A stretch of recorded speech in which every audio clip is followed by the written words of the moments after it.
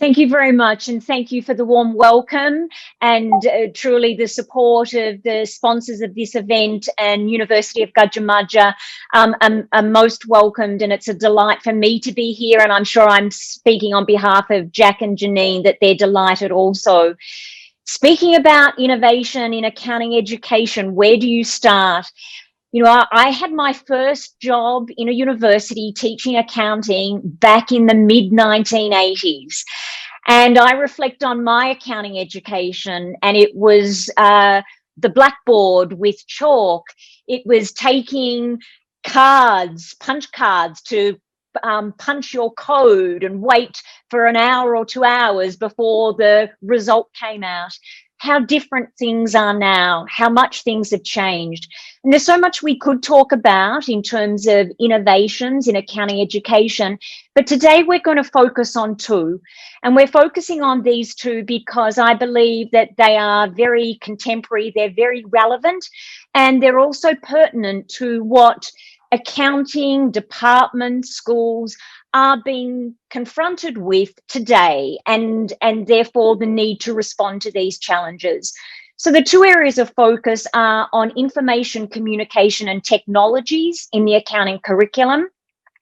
And there's, you know, strong reasons why this must be addressed. Needless to say, of course, the International Accounting Education Standards have recently been revised, and a key part of that revision was to really focus on learning outcomes associated with information communication and technology skills. The second area that we're going to focus on is the online delivery of accounting education. You know, we've all had to pivot. We've all had to move away from what may have been part of what we'd always done, face-to-face learning. Maybe some of us were blending delivery anyway. Maybe some of us had already strong online programs, but nevertheless, we've all had to pivot. We've all had to rethink what we do in terms of delivering our content, engaging with students and supporting students in an online environment.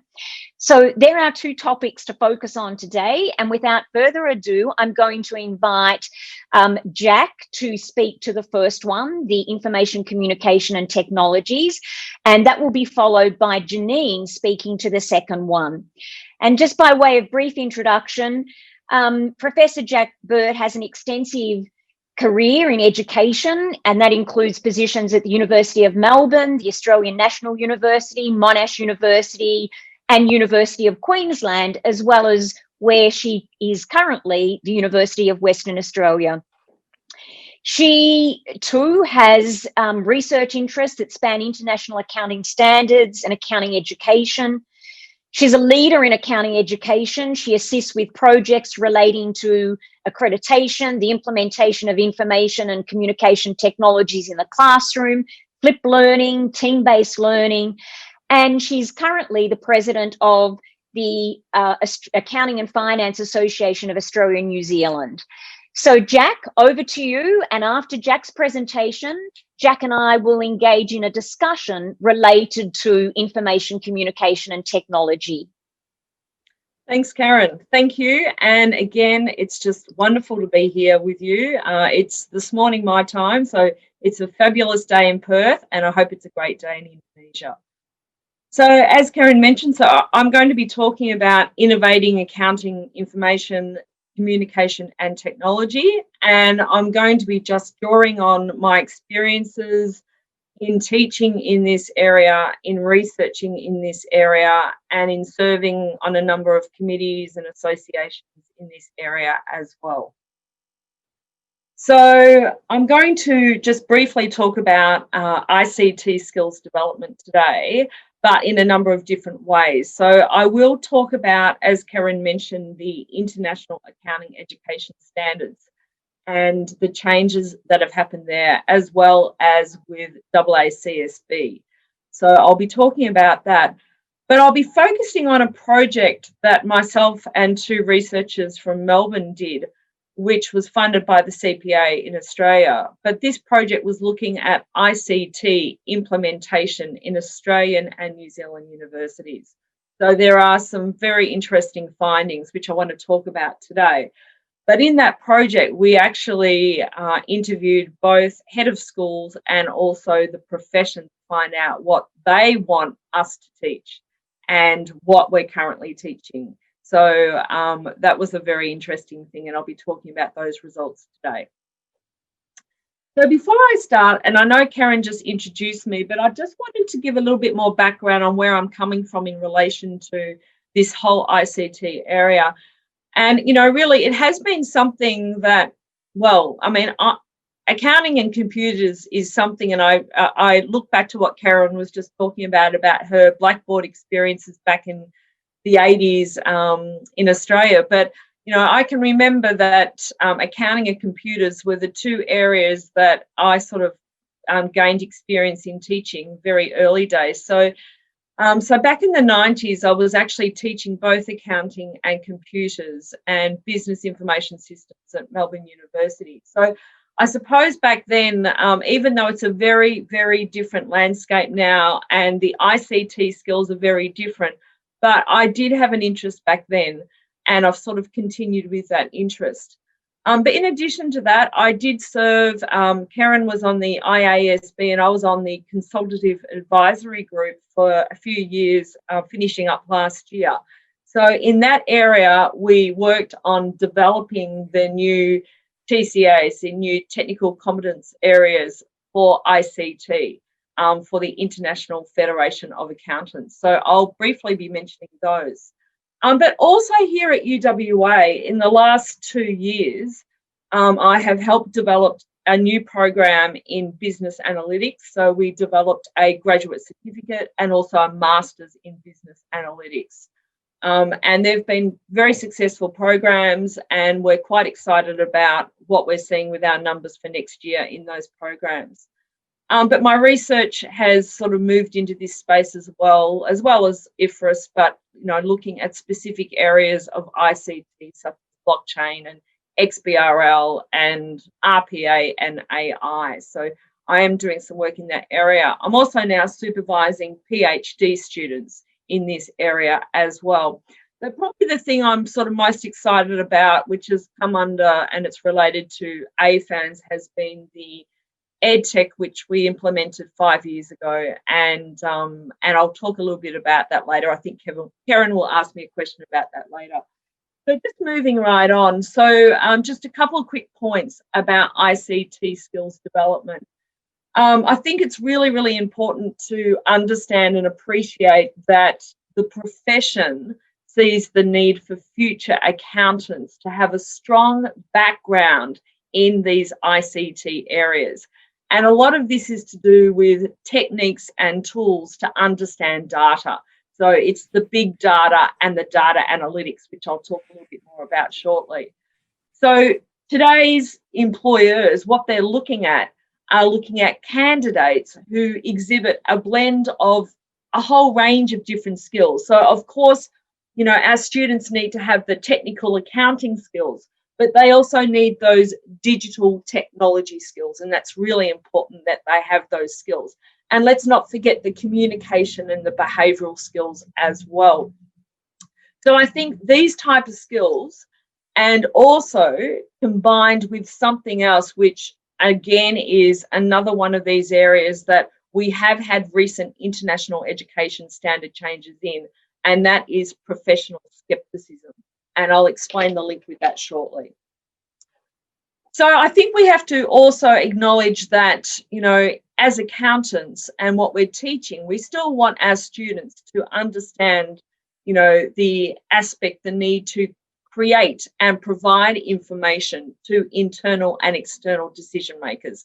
That has not changed. But what we do need to think about is how the accounting role is changing and the impact of technology that is happening in the business world. So there's obviously changes in the business world surrounding technology, and we've got to make sure that our students are meeting the needs of the actual profession. So the other thing I just wanted to mention here again is this big data analytics, and it's very important that our students understand how complex big data is and have the mechanisms and the tools available to analyze big data. But this is where professional skepticism comes in. They also need to be skeptical about that big data. They really do need to understand the limitations of what that data represents. So we can't just base our decisions on the data. We still need to think about what that data actually means. So that's where this professional skepticism is a very important thing that we need to develop in our accounting students as well. So there has been significant changes in terms of IFAC and international education standards. So I draw your attention to IES 2. And this one in particular is now something that the professional bodies in Australia are actually pushing out. And as an accredited school and all the accredited schools in Australia, what they need to do now is they need to make sure that they are picking up on these changes. So they are obviously meeting the competence areas and the learning outcomes. So this is quite a change, and it's very recent. So it's only last month that we received this coming from the professional bodies. And now in Australia, a lot of us are trying to work out exactly how we're going to be doing this in the next year and the year after that and the year after that. So it's a very, very important time. So all of these slides will be available to you. So I'm not going to spend too much time going through the individual aspects to this ICT competence area, but you can sort of see the type of things that we're talking about in terms of explaining how ICT supports data analysis and decision making, using ICT to analyze data and information, and using ICT to enhance the efficiency and effectiveness of communication. So these are just some of the things we're talking about. So combined with that, it's not just the international education standards. We've also seen recent changes with the AACSB International Accounting Accreditation standard as well. So standard A5 specifically states that accounting degree programs include learning experiences that develop skills and knowledge related to the integration of IT in accounting and business. So very similar to what I was just talking about with the IES. And this obviously is also echoed in this particular standard as well. So it then goes on just to talk about how we would introduce and the type of skills that would be introduced. But again, there's a focus in this particular standard, AACSB 5, relating to data analytics. So what do we mean by business analytics, data analytics? Well, that's something else I've been quite excited about in the last 2 years, has been familiarising myself with these analytics packages. So what you have in front of you there is a dashboard, and this is an output from one of the leading programs in analytics, which is Tableau. So Tableau is a really cool tool and a very nice way. It's 100% available globally to every university for free. So it's a very nice tool to use, and I can talk later about some ways that you could use it. But just continuing along with the data analytics and what it allows us to do. So analytics helps us, business, uncover valuable insights within the financials. So it's a further step to looking at the financial reports, and it's a further step in the analysis and interpretation of financial reports. So this comes back to efficiency and better managing risk. There's been many surveys by the Big Four, and every year they do one on usage, and the most recent one showed that PwC showed 85% of business leaders believe that data analytics has influenced business in a positive way. And the nice thing I like about using these packages is that us accountants have a distinctive advantage because we understand the data that is in these packages. We understand the financial reports, and we also have access to that information. So a lot of the information that is produced, we already understand the actual nuts and bolts of that information. So that's why it's so nice for us to work with. So there's a whole lot of other benefits on what the analytics packages allow you to do. Cleaning data, merging data, data visualizations. And perhaps I'll get asked about that just after this. So really what we did, and just very quickly, we did a CPA funded project which looked at 3 aspects of ICT. So we really wanted to know exactly what was happening in Australian and New Zealand universities in relating to teaching ICT. So that was the first thing. We also wanted to know exactly how it was being implemented into the classroom and get some ideas from the actual educators on what they thought curriculum will look like in the future. So we looked at all 42 Australian universities and 8 New Zealand universities. And what we found that in the last 2 years in Australia and New Zealand, there has been significant changes in what is being taught in terms of standalone courses. So there are many new standalone courses in business analytics, and there's also standalone courses in accounting information systems. Also, we're finding that universities are starting to embed the ICT into the accounting program. However, even though we see a lot of universities doing it, we also see a proportion not doing it or haven't been doing it in the past. So that's something which is a concern, considering the changes to the accreditation that I outlined before. The next thing we did was just go to the head of schools and ask them exactly what they thought about the need of ICT and what challenges they were currently having.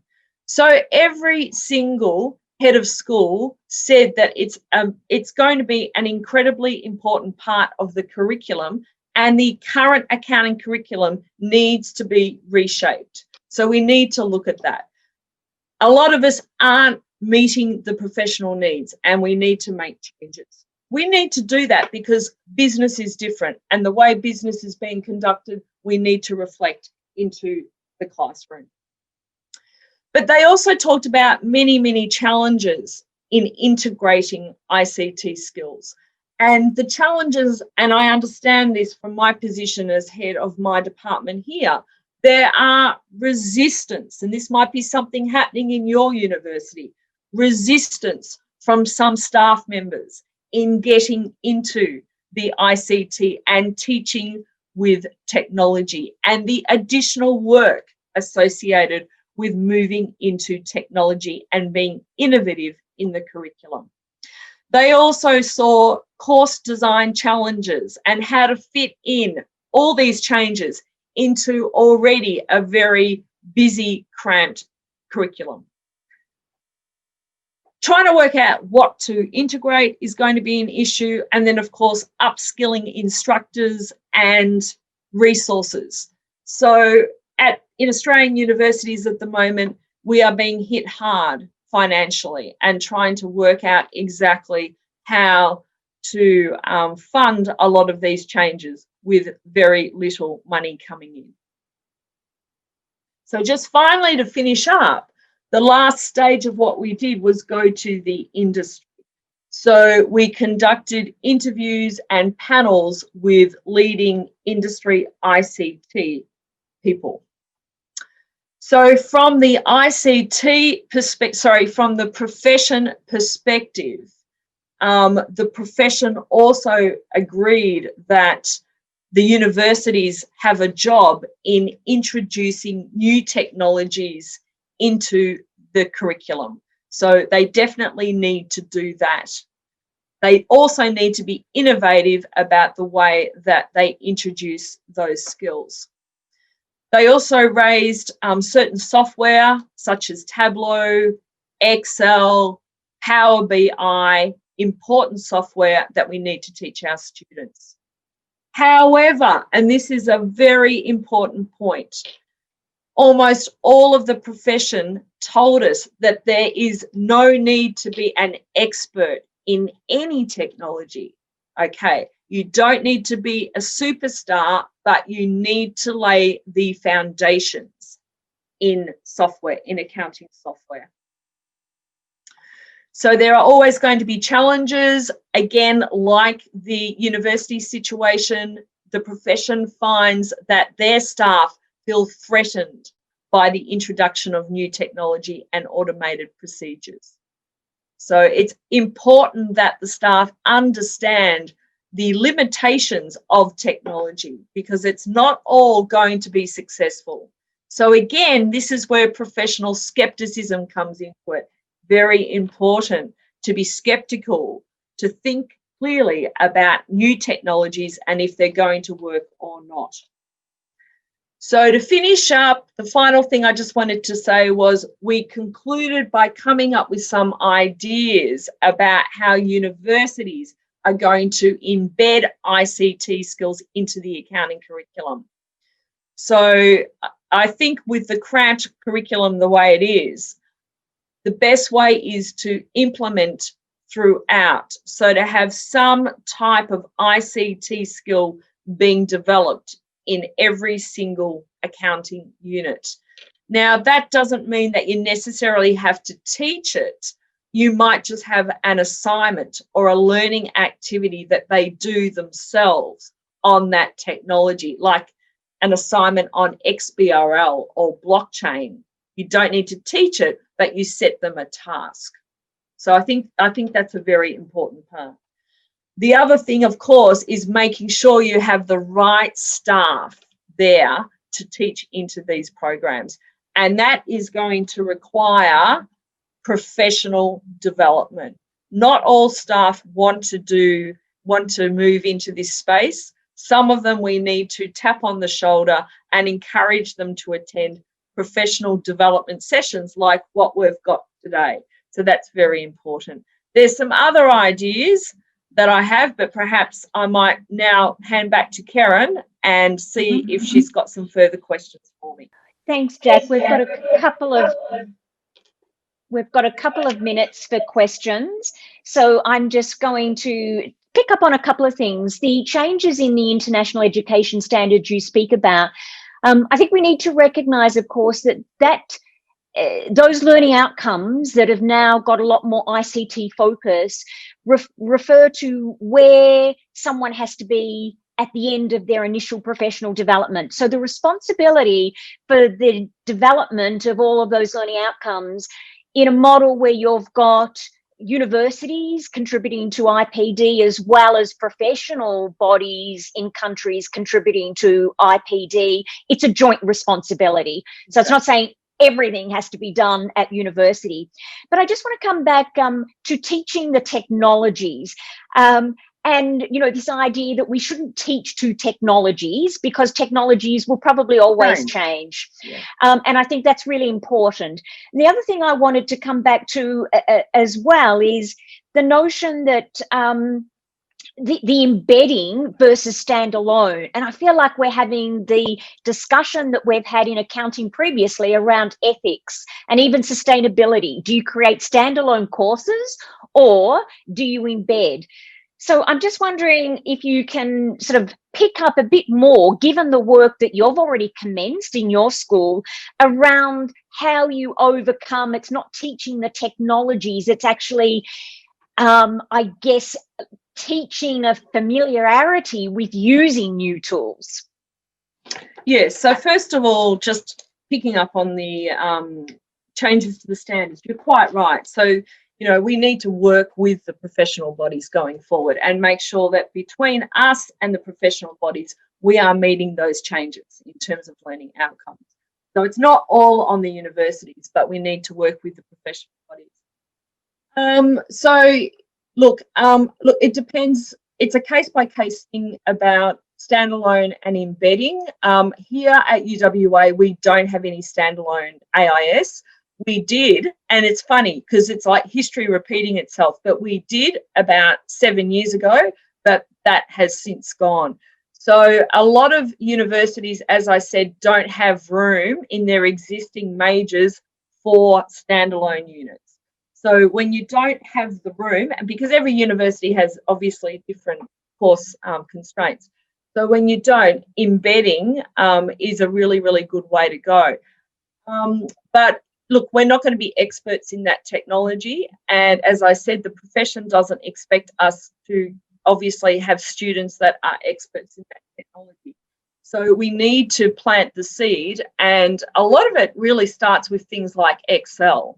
And it's amazing. We've heard lots of reports from the profession about how Excel, is such an important thing, and students don't seem to have those necessary skills and haven't actually done much Excel throughout their degree, which, I find hard to believe, because I think you can introduce it into every single, it's free, and you can introduce it into every single course. So we need to sort of work with the lecturers who are developing the course. It could mean that, your typical practice set, which you did manually, now you do a third of it manually and the rest of it you do digital format. So, we need to sort of make changes there. There's other things like there's a whole suite of mini courses on LinkedIn Learning, and there's some amazing resources that you can use and link to your learning management system. So I know some universities are now doing that because they just don't have all of this time in the curriculum to cover it themselves. So that's another way forward. But I think, Keryn, the important thing to do with all of the constraints is to really understand every single course and what is being taught. Because I know that there are some courses which duplicate certain aspects, and we can't afford to have any duplicate. Well, sometimes it's necessary, but when things are really tight, you can, introduce something in the first course, develop it more in the second, and then look at much more applied things in the third course. But you really need to put it on the table and work with them. But the hardest thing for me is encouraging staff. And now it is nice to see these standards coming out where we can show that this is the way forward, and they need to get on the bus with us. We all need to work together. Okay, and perhaps time for one last question. Jack, you mentioned that you initiated the EdTech conference forum as part of the AFAANZ. What are some of the themes you're seeing for this year's EdTech Forum? And I should also give you the opportunity to plug that forum, because any of the participants here could actually participate in that Accounting EdTech Forum that's coming up in the next few weeks. Yes, so we are having a this is our fifth one, as Keryn said. So this one's a bit different, and again, we're moving with the times, with the changes. So I realised that a lot of previous participants, they want more hands-on experience with the technology. So what we did was, we've got 2-day program, 2 half days. First day is keynotes, all about accreditation, changes, and some nice background to topics like blockchain, RPA, AI. But the second day, I wanted to introduce workshops. So our second day will be hands-on workshops, and I've got a guy here who does Python. So he's going to do a workshop on introducing Python. I've also got one of my staff here who has implemented a very nice assignment. And again, I can give everyone details because it's been published now. It's an assignment using Excel, Xero, and Tableau in one assignment. So students get a taste of all of these different technologies. So there'll be presentations on that. There's a presentation on XBRL and Bitcoin in an assignment, and introducing audit analytics and how to do that. So very much a workshop focus for half day, and also a set of keynotes and hearing from the professional bodies on the first day. So if people are interested, we do have a member rate for AFAANZ, but we will have some special invites. So if we hear from people, we will be able to issue you an invite for that day. So I look forward to hearing from people if they want to come to that. Thanks, Jack. Given the time, we'll move on to our second area of focusing on accounting, education, innovation, and that's the online delivery. There will be an opportunity for another question and answer session at the end. So if you've got questions around ICT in the curriculum, please save or submit your question and we'll try and get to it. So in terms of the online delivery of accounting education, it's my pleasure now to introduce Janine Muir. But before I do so, I just want to add some context to this. As was mentioned, I'm Dean of Swinburne Business School. As a business school, we have always done a lot of online education. So even before COVID, through our partnership with Swinburne Online, we have around 1,800 EFSL, which is nearly 5,000 students that were doing their bachelor and or master's program with Swinburne University entirely online. So we've got quite a long history in the development of online materials and for accounting programs. So I'm very happy in the question and answer to talk about the model that we use for Swinburne Online. We are a AACSB accredited institution, which meant that when we went for our accreditation, all of our online operations were part of that process. So, you know, there's very particular teaching and learning models around online education, who's doing the instructing. So I'm very happy to speak to that and to speak to all of the support mechanisms that go into our Swinburne Online operation, as well as all of the student engagement activities that go into that as well. But I'd now like to introduce Janine Muir. Janine is a lecturer in accounting at Swinburne, and given we're talking about online delivery, and we've also been talking about ICT, I thought Janine would be wonderful to speak on this topic because one of her units in the accounting program, forensic accounting, has been delivered online for a number of years now. And I've invited her to sort of show the product as it is now in recognition of the years of development that this has taken in getting this product to this stage. It's also interesting that Janine is the course director for a program that we have at Swinburne, which is actually a Bachelor of Business of Accounting and Information Technology. This is a program with 100% almost employability rate. The graduates in this program do mandatory industry placements and they nearly all have job positions before they graduate, which really speaks to the profession's demand for both accounting and information communication technology skills. So without further ado, I'm going to pass over to Janine, who is perfectly positioned to contribute to this discussion today. And the focus of her presentation will be on the online delivery of accounting education. Thank you, Janine. Are we good now? We are, thank you. Fabulous. All right, thank you very much for that. Yes, hi everybody. My name is Janine Muir and it is my absolute pleasure to be with you here today. Why is this not working?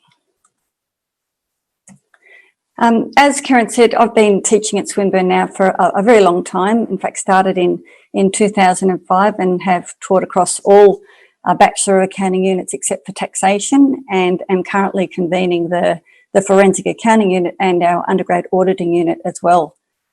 Throughout my career, I've been very, very lucky to have had a number of international teaching experiences incorporating Vietnam, Singapore, Malaysia, our Sarawak campus, and most recently in our collaborative articulation program in accounting in Inner Mongolia, China, which in its most recent iteration was delivered using the Zoom platform.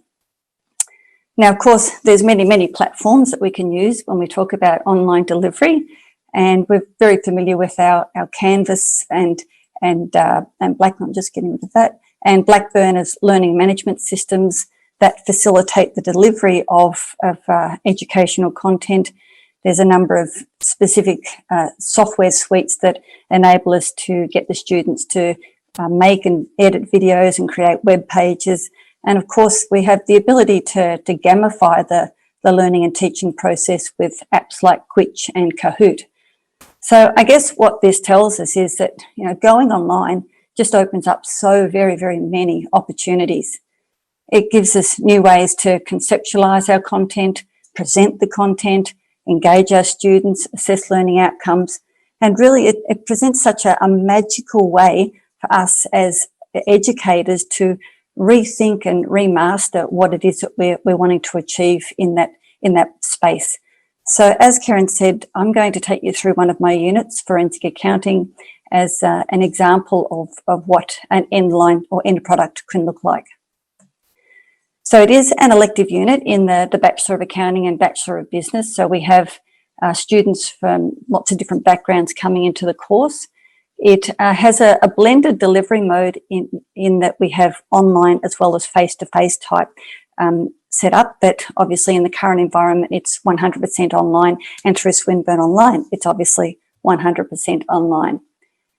The unit has been developed using a multifaceted approach, blends together digital storytelling as well as a myriad of other multimedia-driven material.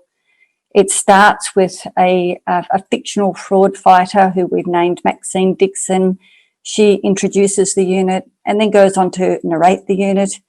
And this digital storytelling theme, it incorporates photographic, pictorial, as well as video-based mediums. In this slide here, you can see that the various ways that we deliver content in this online unit.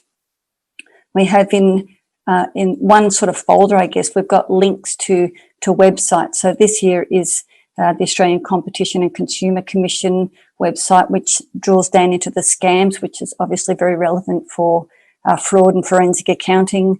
We have interviews. In this instance, we've got an interview with a convicted fraudster who talks about his crime, but in the context of the fraud triangle. So it really is combining the real world experience with the theory that we're covering. We have links to concept explanations, and this one here is how a Ponzi scheme works. And then we have links to case studies. This one over here is the exposing of Bernie Madoff's Ponzi scheme and Harry Markopoulos's submission to the SEC. And we also have links to current news articles. And in the unit, we cover fraud prevention, and in that we look at the resumes and CVs and making sure that those sorts of things are checked to make sure there's nothing fraudulent in them. So what all of these different mediums allow us to do is tap in on the different and preferred learning styles of the students. So we can capture the students who are perhaps visual learners, the auditory learners, the reading and writing learners, the kinesthetic learners. They've all got a little bit of something in there and can capture them. Of course, having it online like this also enables us to keep things very current. So that's not a big ask to then update so that we've got current cases that we're linking to. This slide here shows how we take an ordinarily two-dimensional page, but we've added hyperlinks to them, and you can see with this one here, if the students want to know more about fraud fighting, then they can click on that and it will bring up a bit more dialogue. If they want, when they're ready to work on the case study that we've set for them, they can then click on the red paperclip. That opens up what the task is, and then also has another embedded link to the actual case study. So the idea here is that we're not just asking students to read content, we're trying to get them to immerse themselves in it and engage with it and click and really be a part of their learning journey. In this unit, we also incorporate self-study learning resources, and this one here is obviously about Excel. And so we've got Excel about VLOOKUP part 1, part 2. So we've tiered it so that we've got a basic sort of approach and then more advanced. There's a video on BODMAS, there's on understanding cell references, absolute and relative cell references. If students want more learning, then we've got additional resources below for them to click on. If they are happy leaving it with that video type learning, then that's fine, but there's transcripts below those as well. What this enables us to do is to not have to fit everything into the classroom time. Students know that they need these skills. Jack has said that it's expected from the graduate employers. And so they can go through these in their own time and learn it at a pace that they are comfortable with. It also means that we as accounting educators don't have to have the absolute knowledge for this content in order to be able to get our students to learn it. In the unit, we also have weekly online activities, which are structured learning. So every week there's a series of multiple choice questions. They're worth 2% each week, and they're always aligned with the topic of that week. So this one you can see is related to the data-driven fraud topic, which was the Excel that we saw on the previous slide. And here I can put in this is the data. If this formula was put into cell D2, what would be the answer when we press equals or enter? And if the students don't know simply by reading this what the answer is, then the great thing about online is that they can then take all the data, put it into an Excel worksheet themselves, and learn by actually doing the exercise. So it's a fabulous opportunity to really encourage this learn by doing, and students can do it at their own pace.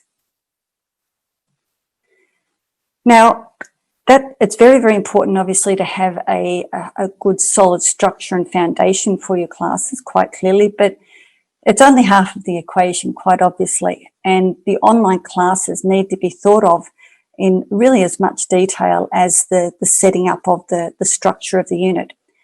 It's very, very different having a class online. You've got, students may have a dedicated space. They might be sharing space with the rest of the family. They might have their own laptop. They might be sharing a laptop. They might have much significantly smaller spaces than what we can see here. Ideally, we would have students with their videos on so that we can see them interacting with the whiteboard, but invariably students will, or some students anyway, will have their names on the screen rather than their videos. And they may not even have their name. They might have something like iPhone, and so we don't necessarily know what their names are. And it's all about encouraging them to get beyond this and get comfortable. So a few notes about online teaching. First of all is about student engagement. And it's just so critically important to think of student engagement in terms of the two dimensions of establishing the engagement, establishing the connection before you've got something to maintain. And that means that the first class in particular is just so incredibly important. We need to, even in this online environment, or especially even in this online environment, have icebreakers, ways to get to know the students. Spending time to get to know each other helps the students know that I am approachable. It helps them know that if they have a problem, then it's quite okay. I'm happy for them to bring their problems to me to help them sort them out.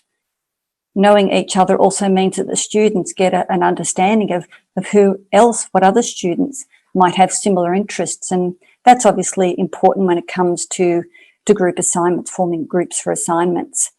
So we do need to create a space that's welcoming, fun and productive, not super duper serious. It needs to be remembered that the social aspect of university is very, very important. But having said that, we're not entertainers, we are educators, and so students really do need to see value in what's being covered. Otherwise, they will vote with their feet and simply not come back. So this first class is very much like a hook, and you've really got to put some time into making sure that you've got the students and they want to come forward with you in their learning journey. Second of all is then the maintenance of that engagement, and we need to make sure that we don't abandon our efforts. Maintaining engagement requires deliberate effort every single minute of every single session. It means we need to encourage the students to use their microphones and their videos. They may not be comfortable at the start. It's our job to make them feel comfortable. That's part of what accounting education is, to help the students get over any barriers that they may have. There's a number of functions within the learning management systems. One is a polling function where you've got yes or no answers that you can pose, A, B, C, D. I usually ask at the beginning of the class, have you done today's work? And invariably some students will say no. So then I follow up with, well, are you going to contribute to the discussion today? In which case they always say yes, which is very important, because then I have the ability to ask questions directly of the participants because they said that they would contribute. The whiteboards within the learning management systems are also a really fabulous feature. Students, in my experience, love writing on the whiteboards. They love drawing on the whiteboards. They just love to have that interaction. And it means that they are engaged if they are doing these sorts of things. It's a very non-threatening way for students to put their ideas out there without anyone knowing what they've said. They can get validation for their ideas. And once they know that they're on the right path, then they'll be more inclined to unmute their mic and turn their videos on. So I think that the main thing here is that we do mix it up and also set an expectation of participation. My next point, I guess, is that students really do need a whole heap more support than we probably think. Students today are balancing an awful lot. They've, family pressures, working from home pressures, part-time jobs, and so on.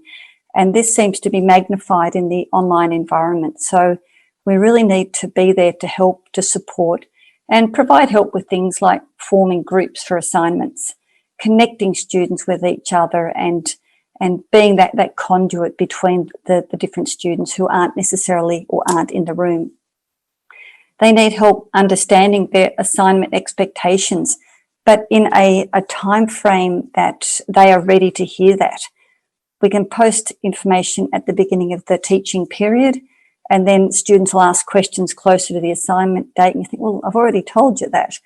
But students have to be ready to receive the information when we give it to them, when we give it to them. So we do need to help them understand their assignment expectations in a time frame compatible with them. They need help with remembering their assessment task due dates and how to use this new technology that we are asking them to embrace. So, of course, doing all this sort of thing, helping the students in this manner, helps us as managers of the unit, conveners of the unit as well. Next thing is the available tools. I really encourage everyone to embrace all of the available tools in the learning management systems. There's many, many of them. Some here, for example, we've got the ability to set up lots and lots of different virtual rooms for different purposes. I've set up, for example, student-to-student meeting rooms so that they can go into these rooms, meet for their assignment groups, share their files, see each other in the meetings, and it's a very neutral space. I've also set up online consultation rooms so that just like we're speaking and face-to-face now, then students can do that as well. And I think seeing the face of the person you're speaking to is absolutely critical in the communication process. There's a multitude of how-to guides out there. I think we can really help our students by setting up a folder, a single place where they can go for these resources. So even if we think it's obvious, how to email another student, how to join an assignment group or hold a student-to-student meeting, if we can make it as simple for them as possible by putting it all in this one spot for them to access, then that ultimately helps us as well by helping the students. Within the learning management systems, there are many, many analysis tools. And the great thing about these is we can see at a student level an individual student's participation compared to the rest of the class, how many page views they've had compared to the rest of the class, the last time they logged on, the total activity for the teaching period. With that, we can put that into an attendance register and, if need be, follow up with an email. Might be along the lines of, I've noticed that the last 3 weeks you haven't been in class and this is inconsistent with my understanding of you. Is there anything I can do to help support your studies? Students love to know that they have been missed from a class. Even if they don't come back to the class after that email, it really means that they've got that human contact, and these analysis tools really help us to maintain the human interaction of even in this online environment. My final tip is that it really and truly does take a lot of time and effort to make things look timeless and effortless. We're all very well aware how much time goes into planning and setting up a unit, keeping the content current, constructing assignments and different versions of the assignments, as well as monitoring the student engagement. But there is another area to be mindful of in this online environment, and that is that we need to take time to mindfully transition from all other tasks before we do deliver our virtual class. We're coming from a completely different mindset when we're going from our non-work environment to our virtual classroom environment. So we really do need to take some time to reset our mind and be fully prepared for that virtual experience. And thank you very much. I hope you found that useful. Back to Keryn. Thanks, Janine. I'm just going to ask you a couple of questions before I then invite Jack back into the conversation and ask both of you questions. You gave us a snippet of your forensic accounting unit, which is delivered online, and some of the cool tools and features of that. How important has an e-learning designer been in you creating online courses? For me, for that forensic accounting one in particular, the e-designer is the reason, honestly, why it is the unit that it is. E-designers the e-designers, they are creative people, and much, much more so than me. That's why I'm an accountant and they're a designer. And they take what we know needs to be delivered, and they can't make the content compelling, but what they can do is make the learning experience compelling.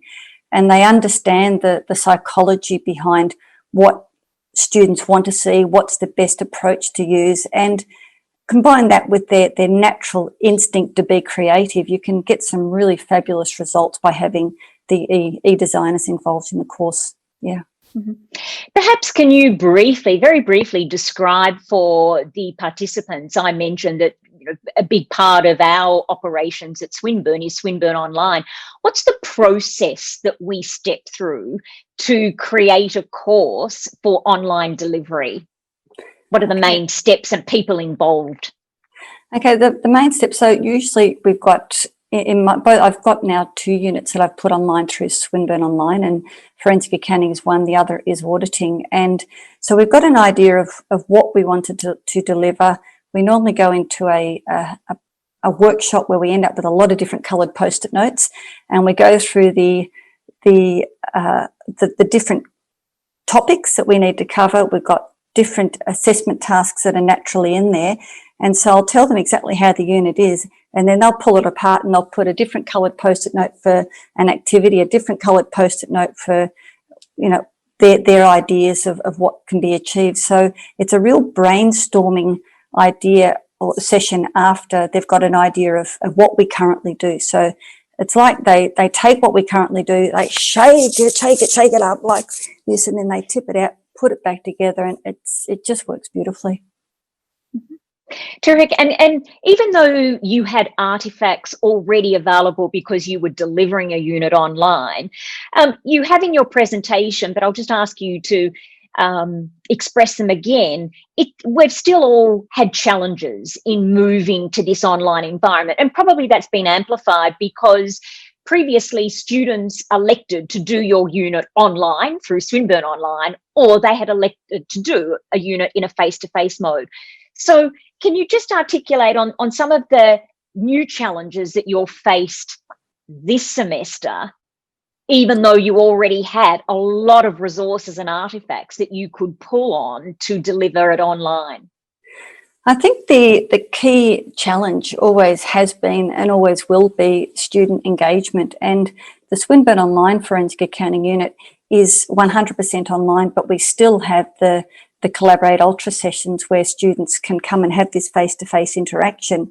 Yet they are still very hesitant to turn their videos on and chat and speak, much more comfortable to type in the chat box. So I think it's just a matter of constantly trying to encourage and give confidence. But I think another challenge is countering the expectation that everything's going to be recorded, because as soon as there's this expectation that everything is recorded, then the need to be at the class is perhaps not quite so pressing, and then the dynamics of the class change. And so then if you've got different dynamics, then you've got to factor that into the development of the class in the first place. Mm-hmm. Okay, look, that's terrific. What I'd like to do now is invite Jack back into the conversation, and we'll just continue this discussion, or me asking questions and asking Jack and or Janine to respond. Before then, we open it up for questions to take from participants. So please, if you haven't already done so and you've got a question that you would like to ask about any aspect of accounting innovation in education, please do so.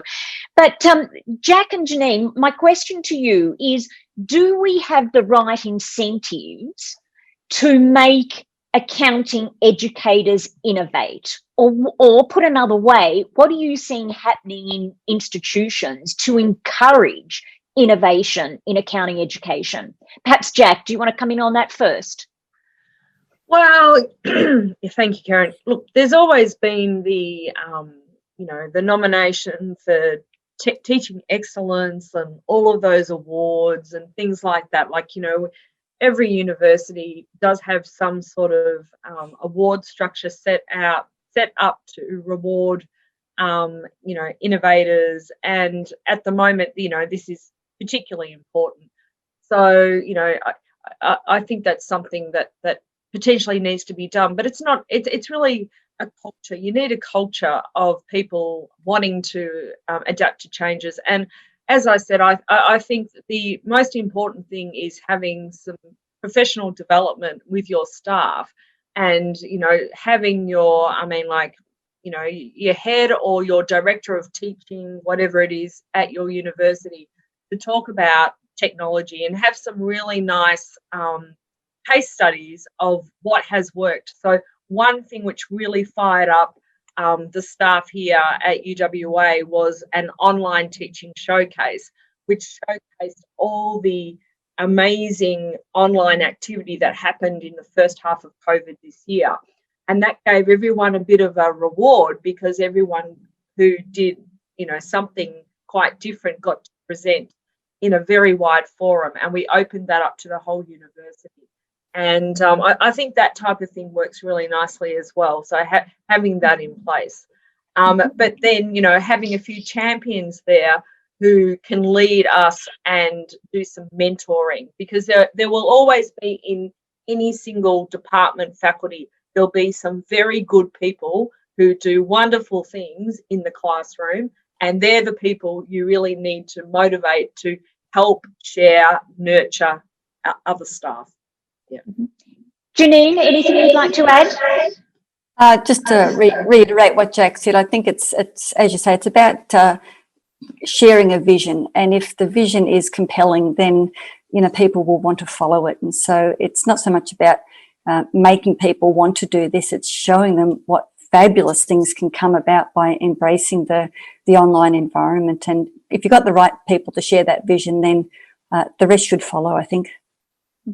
Yes, and I think if you look around the university sector, and in particular in sort of the accounting area, you find interesting ways that staff are being encouraged to upskill, and I think of universities that have got what they call a digital driver's license. You know, you do these particular activities and you get badges, and then you've got your driver's license. I know at Swinburne we had already, although online has always been a big part of what we deliver, it's not every staff member that is necessarily involved in delivering online through Swinburne Online. So you've got staff that had never been exposed to that extent to online. So we have what we call our BLAP, which is a blended learning accelerator program, which was in existence before, but has really been turbocharged. So it is an imperative of the university and or the faculty and or the school to actually put some structure around professional development opportunities for staff to actually hone their skills in this area. Keryn, and just one thing I just wanted to pick up on what Janine was talking about was the value of instructional designers in designing the actual materials. And I mean, you know, that's a very important thing. And we don't always have access for every course to the instructional designers. But if you can't access that particular department or help, what is imperative is giving staff some workload time, so some time to develop the material. And I think what we've learnt from COVID, we all had to do this pretty quickly. Like UWA, unlike Swinburne, we were not in that space, so we had to learn very quickly, and we did. But we learned lessons, and we knew that we had to sort of fix a few things as well. And that's where you need to give people time to develop the content. It doesn't happen like that. It's a different type of way of developing a traditional course. Yes, and you need a very good set of resources available to all staff, the how-to. You know, Janine's presentation spoke to the how-to guides for students. Well, you know, we have an extensive library, if I call it that, of the how-to guides, because our learning innovation team that, you know, are our instructional designers just didn't have the ability to do one-on-ones with everyone. So created a really compelling set of resources that all can use. I want to come back now a bit to the ICT and the curriculum. And you know, we know we get the call from the profession to develop graduates with the skills that they want, and often the feedback comes back that there's a gap here. Sometimes that may be an expectation gap. But I want to come back to how we are seeing the profession being used to inform, particularly our ICT developments that need to occur. You know, are we seeing a different level of engagement, different types of engagement in bringing the profession in to almost co-create? Oh, look, without a doubt. I mean, this year, you know, there has been so many webinars, just like what we're having now, with the profession, and from both our two main bodies, Chartered Accountants and CPA. And, you know, they are working with us and talking about the future. And I know CPA have obviously just, you know, announced a full suite of micros that are very, very discounted, very, very nominal price for academics to actually access.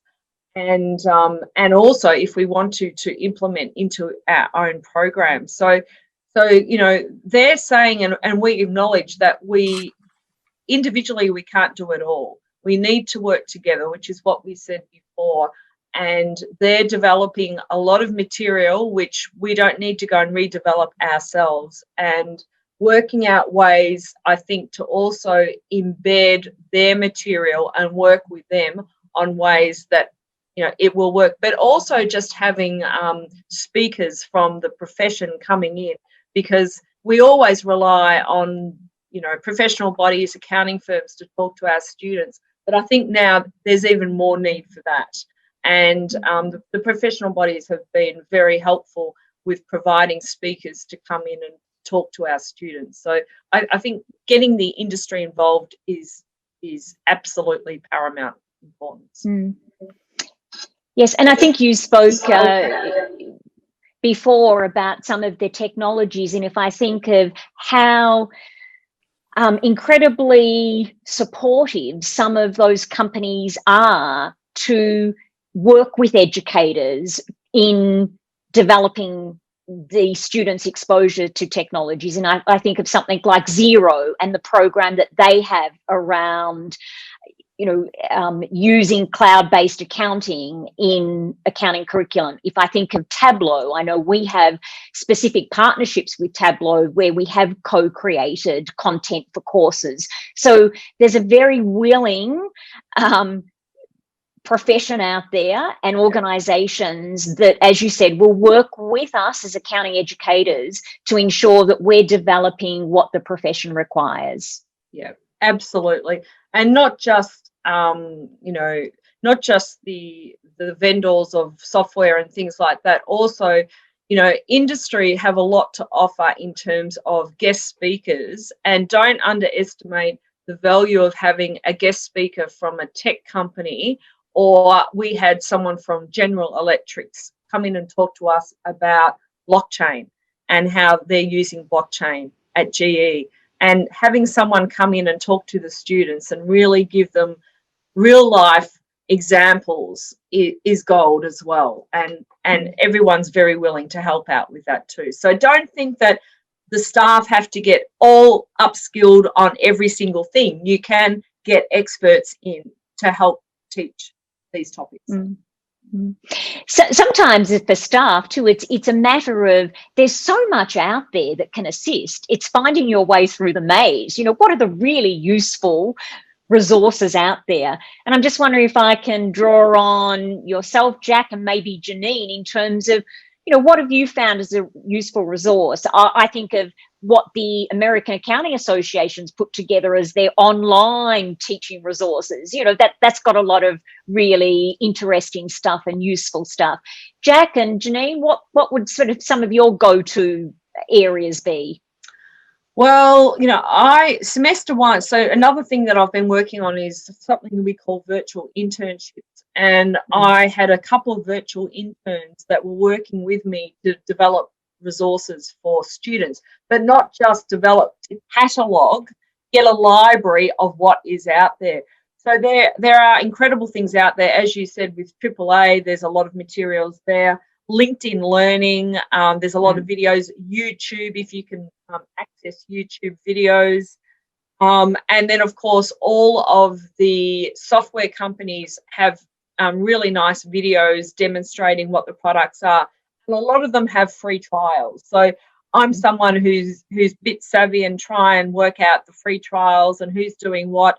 And as you said, things change all the time. So as an educator, every year I change what I'm doing. So I might go with Tableau, do that, and then I might look at another product with IBM, and I might use Xero or MYOB, whatever it is. I just sort of keep changing it. Don't set the one thing and just sort of go with what I can see as an opportunity. But there's some great free things out there.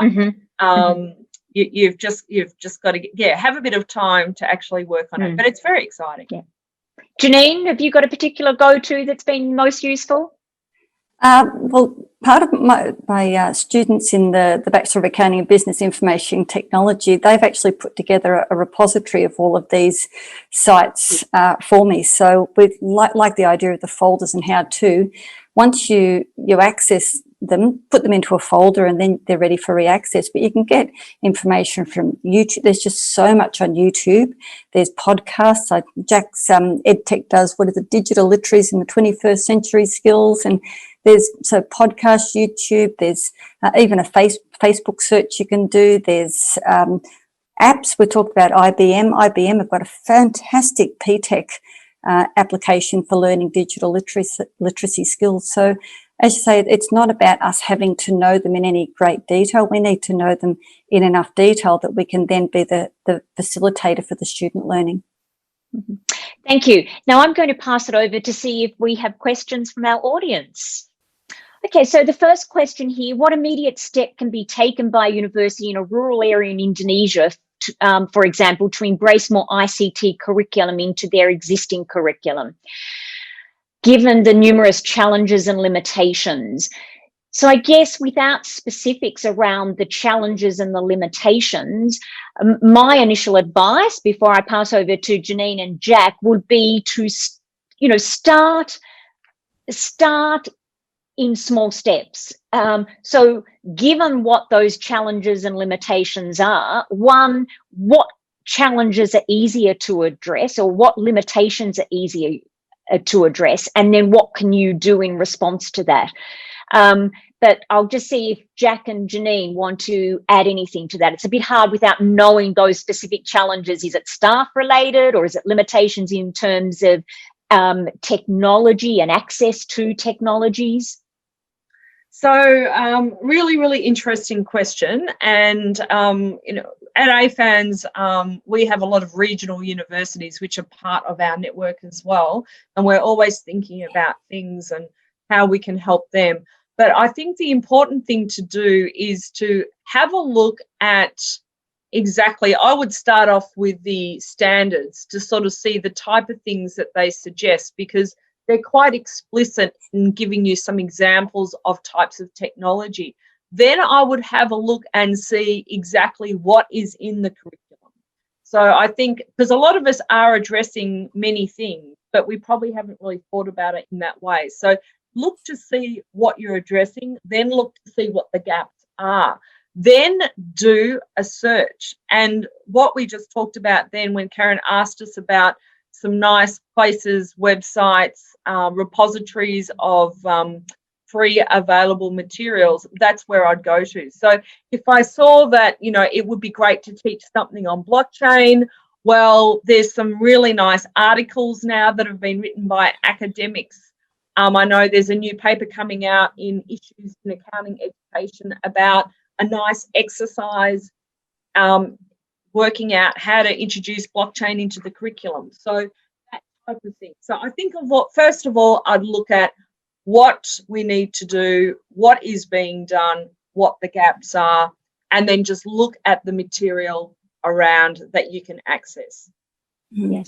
If I could, can I just add on that? I think it's just so important, as Keryn said, to make very small steps. Remember, innovating a unit means you're making new changes, you're making it fresh and current. So it doesn't all have to happen at once. And if you try to make everything happen at once, there's a few problems with that. One is, if it doesn't work, you don't necessarily know what part hasn't worked. And the other thing is, students, just like us, don't want to feel overwhelmed. And if there's too many changes in any given unit, in any given teaching period, then that's not going to be very well accepted by the students. You'll frighten them off. So really small steps, I think, are important. Something else too, never underestimate the importance of Excel as well, because a lot of our graduates actually don't go into businesses that have got these skill or these technologies available themselves. And we always get feedback, certainly I think my intelligence is still current, that employers still want really strong Excel skills as well. So, perhaps a starting point would be to identify what you're currently doing in that space and improve or raise that to a next level as well. The next question is around, with ICT comes the issue of professional skepticism. How could we address this issue in our curriculum or teaching deliveries? I'm going to pass to Janine first. Janine, you teach auditing. Mm-hmm. Have you got a comment in response to that question? How can we address this issue? The issue of professional skepticism, well, I'm not quite sure what the question's asking, to be honest. So I guess it's with ICT, it's if we're using data, it raises questions, I guess, about, what Jack mentioned. We don't want to just take the data as given. So how do we make sure that we're getting the right balance here, that we're not just telling students, here's a tool that you can use and this is what the outcome of that data analysis, is? How can we be more, look at this through a more skeptical lens? It's actually a very relevant question for me, because in forensic accounting, one of the assignments that we set has a very big data file, and the students have to go through, and part of the the teaching process of what they've got to do is they've got to not assume that the data is in a format that's usable, that the data will need to be cleaned, and they'll need to look for things that are not in the data. So as part of my assignment, I actually delete a whole range of data so that they can work out whether or not something has been deleted. So I guess, like Jack said before, it's a matter of looking at the data, but not just using tools to apply to that data. It's thinking about what is the data meant to represent, what could be wrong with it, the human element that you simply can't get by using data analysis tools. So I think that the element of professional skepticism really comes into teaching the students about, well, don't just accept the data that's being given to you. There are a number of steps that need to be gone through before you've got a workable set of data, and it's not difficult to put in there because, as I say, we include it in the forensic accounting assignment that the students do. Yeah, I think also my individual preference is that this would not be a standalone course. You know, it actually is embedded across multiple courses. And I know when the work was occurring on the International Accounting Education Standards Board around both, there were dual projects running, the project on ICT, as well as the project on professional skepticism. And professional skepticism was being addressed both by the Education Board and as well the Auditing and Assurance Board, and also actually the Ethics Board. It was one of the few topics where the three independent standard setters had come together to form a working party. And at the time, the Education Board was looking for great case studies in terms of best practice approaches to developing professional skepticism skills in our students. I don't know, there's a lot of literature in terms of how this can be done out there. There's a little bit, and I think it's sitting perhaps outside of the accounting literature, how other professions actually develop this skepticism. And I think the other thing that the Education Standards Board also debated is the whole meaning around skepticism, that it implies, you know, what we want to do is it doesn't mean we're asking our students to develop this sort of mistrust. We're just asking them, it's almost an elevation of professional judgment. Jack, do you want to come in on that question? Yeah, I do actually, because, you know, just going back to, you know, it's something that should be embedded, as you said, throughout. But there's a really nice activity that we're doing now with our students involving Tableau, which is a very nice way to talk about skepticism. And I'll just share it briefly with you. So with Tableau, you can get a nice report called the dashboard, which will, and I showed briefly an example of a dashboard, which will graphically display some ratios and some revenue curves and costs and a number of other aspects of the business, seasonal differences and things like that. But what you could do, which is really nice, because what you want is you want to see how students interpret data differently and the decisions that they make based on the same data. So you could give your students a printout of a Tableau dashboard relating to a company. And it's not hard, you just follow the video. It's not hard to actually work out how to do that yourself. But you can give them all in groups, so say groups of 4 or 5, a printout of a dashboard, and then ask them all individually exactly how they would interpret this dashboard. And I think what you'll find, and what we're finding, is you'll get a whole range of different responses from the 5 different groups or whatever. And that's what students have to realise, is that data is presented to you, but there's going to be different interpretations of the data. And I think that's one example of skepticism that everyone needs to realise. So there's going to be different decisions made on the same amount of data. And that's where we need to question the data and start doing some of the things that Janine was talking about before, checking the data and things like that.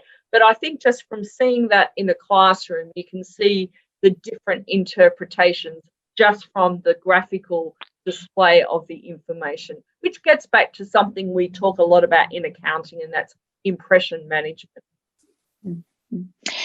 The next question is actually talking about database management systems for accounting students, and should we change the database management system subject into data analytics or keep?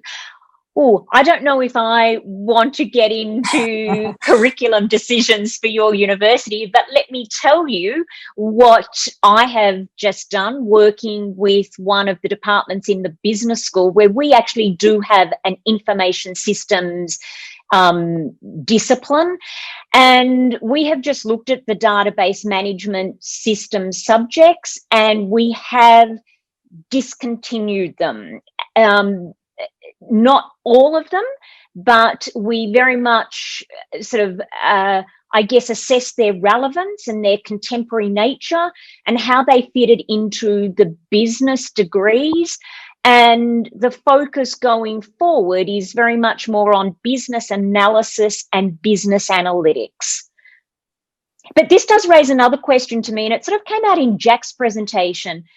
At Swinburne, we have information systems in the business school, a strong number of faculty, and we also have computer science in another faculty. And we often go a bit of turf war over business analytics versus data analytics. I don't know, Jack, do you use them interchangeably? Do you see them as interchangeable? No. And look, yeah. Well, yes, I do see them as interchangeable, but yeah, I don't intend to do it. But I know, I'm just laughing because here we have a Centre for Business Analytics, and my dean keeps calling it the Centre for Business Data Analytics, and there's a lot of confusion around the term. I think where the distinction really is, though, is more the computer science angle of it, and a lot of the very technical computer science related units that they teach into these programs, which is quite distinct from what we do. And you're right, there is a bit of a turf war going on about who's teaching what and who should be teaching what into the curriculum. But the way we've set up our Masters in Business Analytics is that we allow students to do computer science courses and also business courses. So I think there's a lot more technology, a lot more coding, programming, probably in the computer science part of it. We're really looking at, I just think of when you put the word business into analytics, you're looking more at the business processes and the use of it in actual business. Data analytics, to me, is just much more broader and covers many different professions. Janine, do you have a comment on that, given you are the course director for the Bachelor of Accounting and Business Information Technology, which is really a combination? Yes. Yeah, actually, I was going to just say with the database management systems and data analytics, even just before I get onto the Babbitt course, within forensic accounting and the data-driven fraud detection topic, we still cover databases because quite likely that's where the source of the data is going to come from. So the students need to know how to get the data out of a database in order to get it into wherever they're going to put it to do the data analysis. So I don't see how you could, the worth of not touching on database management systems for the purpose of just focusing on data analytics. So maybe it's more about the integration of what you do in a course compared to standalone courses. Okay, now time remaining, we've got a few questions here. ICT skills could be embedded in any courses in the curriculum, but also could be delivered as standalone. I think we've probably covered this, and I don't want to speak on behalf of Jack and Janine, but what would be the most effective learning approach in delivering ICT-related subjects? Case-based learning, experiential-based learning, or other? My answer to that would be all of the above. I think you can, the more variety of learning approaches you can use, the better. It helps students to understand it in different contexts, and I think it just opens their eyes and also is much more interesting as well. So I would encourage all approaches, and I'd like to think that we use all approaches in our courses. Janine or Jack, do you have a comment? I'll just support exactly what you said there, Keryn. I think all of those approaches, in a perfect world, because we can't do everything in every unit, every course, but all of those approaches are absolutely fantastic ways to do it. Yeah, I agree. I jump to the last question before I come back to the middle one. In relation to ICT, should we teach Python or R? I don't think it matters. You know, we're teaching because they've got similarities in a way. So I don't think we ever want to get to a stage and we would expose our students to both, because it goes back to the argument. It's not the teaching of a particular technology or a particular programming skill. It's actually creating the ability of students to be able to problem solve and apply principles, you know, to particular problems, and whether that's using technology A or B or programming A or B isn't really the critical question we're trying to address. Yeah, just quickly, as I said before, the profession doesn't expect us to make students experts in anything. So as long as they have those skills, we develop the skills that they can then apply to learning new technologies when they get to the workforce. Yes, I think with the data visualization and the data mining are the really key ones there. So it as I say, it doesn't matter whether they're doing it in Python or R or Excel or whatever. The idea is that we expose them to activities where they can get an understanding of what it means to visualize the data and present it in that manner, and how to approach data mining. I mean, from what aspect, what am I looking for? What might I be looking for? How? And it doesn't matter what program you use, those thinking skills are developed outside of the application that you're ultimately going to use. And I don't know if we've got enough time to answer the middle question that's appearing there: how to overcome students' incomprehension in conducting distant classes and how to measure them. I think it's so much dependent on students. Some students love the online delivery and the flexibility that's affording them. Some students really dislike it. There's such a mixed reaction. Certainly what we're finding is that why do students want to come back on campus to face-to-face? It's not necessarily the content delivery, it's actually the connectivity. They want to connect with their peers. They want to be able to work differently in their groups for assignments. And perhaps the other question there, what kind of learning innovations are not boring? I think any innovation can't be seen as boring. And all I do is encourage you to try something different. And I think it's up to your line managers to encourage innovation. And I know I've tried to encourage innovation by actually ensuring that staff don't feel that if they get poor, for example, student evaluations as a result of trying something different, that's not going to be something that they're going to be held to account for, because we know with innovation sometimes there's failure. And if we had time to permit, Janine could talk about some of the other innovations she's tried, and the student feedback has said, nah, don't like it, and you tweak it and you try to do something else, and the students come back, no, we still don't quite like it. And so that's part of the innovation process. And so I guess in my final words, and I'll ask Jack and Janine for their final words, it would be to encourage innovation. Don't be afraid. Try something different. Challenge yourself to learn something different and take it into, whether it be the content delivery space, the student support space, or the student engagement space.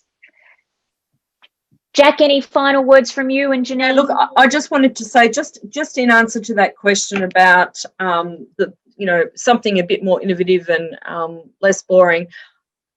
Students love anything with gamification in it, and there's many different tools that you can use, like just even like a quick quiz at the start of class. And I mean, even if you don't have the students in video, you just have them through the chat, I'm always doing quizzes in my classes, and I think that works well. There's a product called Kahoot, which I think a lot of people may have had a look at. It's free to use, Kahoot, K-A-H-O-O-T, and that's a really nice set of quizzes that we can send for students to actually use their mobile and put up results in the lecture theatre or online. But that type of thing, I think it's just got to keep being very positive, enthusiastic, and also listen to the students, listen to what their needs are, and make sure that you, talk to them and take on board their feedback. Yeah. Yes, so the human aspect can't be overlooked even in an online environment, and students love that connectivity with the teaching staff as well as others. And like in my classes, if they're at evening, for example, and students will be bringing their dinner to the classroom and telling us what they have, what are they? I can't answer that one now because I'm eating my dinner, or what am I having? And others will bring their pets to the class, and I think that human aspect to it makes it not so super serious, and so you can learn and achieve a whole lot more when students feel comfortable and not like they're going to be judged that that they've not brought enough. And any little bit that they can give in contribution to a class discussion is very much appreciated and gives me something to work with. So I apologise if we've been unable to get to all of the questions. If there are more questions, I'm happy if they're forwarded to us, and perhaps we can write written responses back to them. But I would certainly like to thank both Jack and Janine for their presentations and their insights into both ICT in the accounting education space, as well as delivering accounting education online. I hope you've found it interesting, you've taken away some learnings, and you are encouraged to try something new. Thank you very much. Terima kasih pada partisipan yang telah setia mengikuti acara webinar kali ini. Perkenalkan, saya memandu sesi yang kedua ini, Accounting Education, Innovation Accounting Education, sesi kedua. Yang tadi sesi pertama pada perspektif internasional telah disampaikan dan peserta diskusinya, harapannya semua partisipan enjoy, menikmati, dan memperoleh manfaat dari penjelasan yang ada. Kini giliran kita masuk sesi kedua kita dengan perspektif internasional, dan kita memiliki dua narasumber yang luar biasa. Perkenankan saya memulai dengan menyambut Bapak Isnaeni Achdiat. Terima kasih atas rawuhnya Pak Isnaeni. Beliau sangat sibuk, kami sangat beruntung atas kesediaan beliau dapat bersama kita untuk berbagi. Yang kebetulan kalau boleh kita katakan, dan sekaligus saya perkenalkan, Pak Isnaeni ini memiliki keunikan dalam arti beliau praktisi yang merupakan senior partner di kantor akuntan publik besar di Indonesia, EY, partner senior EY Consulting, sekaligus beliau senior lecturer di Universitas Indonesia. Berbagai jabatan beliau miliki saat ini, termasuk bagian dari DPN IAAER 2019-2014. Beliau juga aktif dan menjadi founder di media Aku Tahu, jurnalisme Indonesia. Beliau juga menjadi presiden di DSAK Indonesia. Kemudian saat ini yang barangkali menjadi sangat baik dari sisi bahasan yang akan beliau sampaikan adalah kenyataan beliau sedang atau telah memperoleh PhD candidate di bidang information system dengan topik yang terkait dengan audit innovation, di mana kita hari ini akan mendengarkan tentu saja audit innovation untuk pendidikan akuntansi dari beliau. Pada sesi ini akan saya berikan kesempatan kepada Pak Isnaeni terlebih dahulu, kemudian karena ada jadwal beliau yang harus lanjutkan tadi break untuk acara ini. Mohon kita memberikan kesempatan kepada Pak Isnaeni untuk menyampaikan beberapa slide mengenai apa yang menjadi pandangan beliau mengenai Innovating Accounting Education di Indonesia. Kemudian nanti kita tindak lanjuti dengan sesi bersama Bapak Dr. Syaiful Ali. Saya persilahkan Pak Isnaeni 30 menit untuk Pak Isnaeni sesuai dengan rencana semua. Terima kasih Pak Isnaeni. Ya. Baik, Assalamualaikum warahmatullahi wabarakatuh. Selamat siang para peserta acara ini. Saya senang sekali dan terhormat bisa diundang ke acara ini, bisa bertemu secara online dengan sahabat baik saya, Dr. Syaiful Ali. Saya sangat mengagumin kerja dan karya beliau dalam menghadirkan buku-buku terkait dengan teknologi untuk para mahasiswa akuntansi. Itu sangat amat dibutuhkan dan unik sekali. Kiprah dan jasa beliau sangat saya hargai sekali. Saya sangat mendukungnya dan menantikan lebih banyak lagi buku karya beliau. Kebetulan nanti kita jadi bicara bersama-sama di sini, Pak Syaiful Ali. Saya tidak bisa dibilang 100% genap menjadi pengajar, 100% genap menjadi praktisi. Saya lengkap dengan ketidaksempurnaan, tapi saya memang kepingin menyambungkan dunia pendidikan dengan dunia praktek ya. Karena saya ingat kata kurikulum itu berasal dari bahasa Latin curere, artinya itu harus tergesa-gesa dan sigap dalam menghubungkan ruang kelas dengan kenyataan di luar gitu ya. Jadi kalau kita punya kurikulum itu tidak nyambung dengan dunia luar, itu jangan sebut itu kurikulum. Jadi itu dasar katanya kurikulum dari situ ya. Kalau dia tidak updating, tidak adaptif, itu bukan kurikulum namanya, kalau dari dasar kata kurikulumnya ya, curere ya. Nah, ini menjadi pertanyaan besar, a very big question. Kenapa? Karena dari segi pendidikannya sendiri juga banyak hal yang mesti kita benahi, kita perbaiki dan sempurnakan. Dari kacamata dunia praktiknya juga banyak pergeseran yang bisa dibilang cukup drastis, gitu ya. Bahkan sekarang banyak pertanyaan-pertanyaan dari khalayak ramai masyarakat ya, juga para pelajar. Akankah saya relevan? Jangankan pelajar, kita yang berada di dunia praktisi pun juga khawatir ya. Saking khawatirnya, EY ini menyelenggarakan satu pendidikan internal, tapi dia bisa lulus dengan gelar MBA, Pak Singgih. Jadi nggak perlu nanti ada anak EY pergi sekolah keluar, ambil Master of Business Administration. Dia cuma perlu berada di sini aja di EY gitu, ikutin training-trainingnya secara online, dan dalam relatif cepat, kurang dari 1 tahun atau bahkan kurang dari 6 bulan. Ini saya garis bawah ya. Kurang dari 6 bulan itu Master of Business Administration. Nah ini kerjasama EY global dengan yang namanya Hult University, nanti boleh dicek itu juga termasuk top 50 business school ya in the world. Jadi sampai sebegitunya dari kacamata pendidikan dan juga dari kacamata dunia praktek. Ya, artinya dunia prakteknya membutuhkan upgrade knowledge dari para akuntan dan juga para profesionalnya di bidang konsultasi lain-lainnya, supaya mereka tuh lanjut terus belajar. Jadi kami ini diminta untuk terus menjadi good practitioners, professional, tapi juga diminta untuk terus keep learning, is continuous learning. Ya, dan itu ada evaluasi kinerja tersendiri buat anak-anak, akan dinilai berbeda kalau yang ikut pelajaran pendidikan, dapat skor berbeda, kinerja berbeda, rewardnya berbeda, dan insentifnya juga kesempatan untuk naik karir dan jabatan.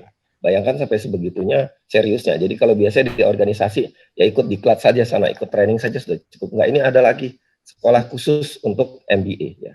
Nah, kalau bahasa apa itu dulu ada kayak semacam sekolah kedinasan apa. Ini kami memiliki kerjasama itu. Jadi kami tidak punya ruang fisik, Pak. Ini semua ruang virtual dan selesai dalam waktu kurang dari 6 bulan. Nggak tahu nanti S3 bagaimana gitu ya. Tapi saya melihat ini terobosan yang drastik banget. Saya kepingin sharing cerita sekaligus juga lama nggak ketemu Dr. Ali, jadi pengen ngupdate cerita-cerita yang seru-seru ini gitu ya. Nah jadi di dalamnya, dalam Master of Business Administration itu sangat ditekankan tentang teknologi karena memang kita dari EY Global, karena saya juga sebagai wakil di Asia Pasifik sebagai Advisory Council, itu melihat memang teknologi penting. Sehingga jadi ini MBA in Technology. Jadi itu anak-anak yang ngambil MBA nanti lulusan dari MBA yang program internal EY kerjasama sama Hult University ini, itu syarat dengan pengertian-pengertian teknologi di dalamnya. Anda tidak mengerti teknologi, Anda harus belajar, Anda harus lulus di situ. Dan akhirnya bisa mengerti tentang apa itu teknologi. Saya punya bahan cuma 3 lembar. Ini lebih banyak cover sama foto saya karena profil harus disebut di situ. Jadi cuman singkat-singkat aja saya ringkas khusus nih, jarang-jarang saya bikin bahan Pak. Biasanya saya paparan aja.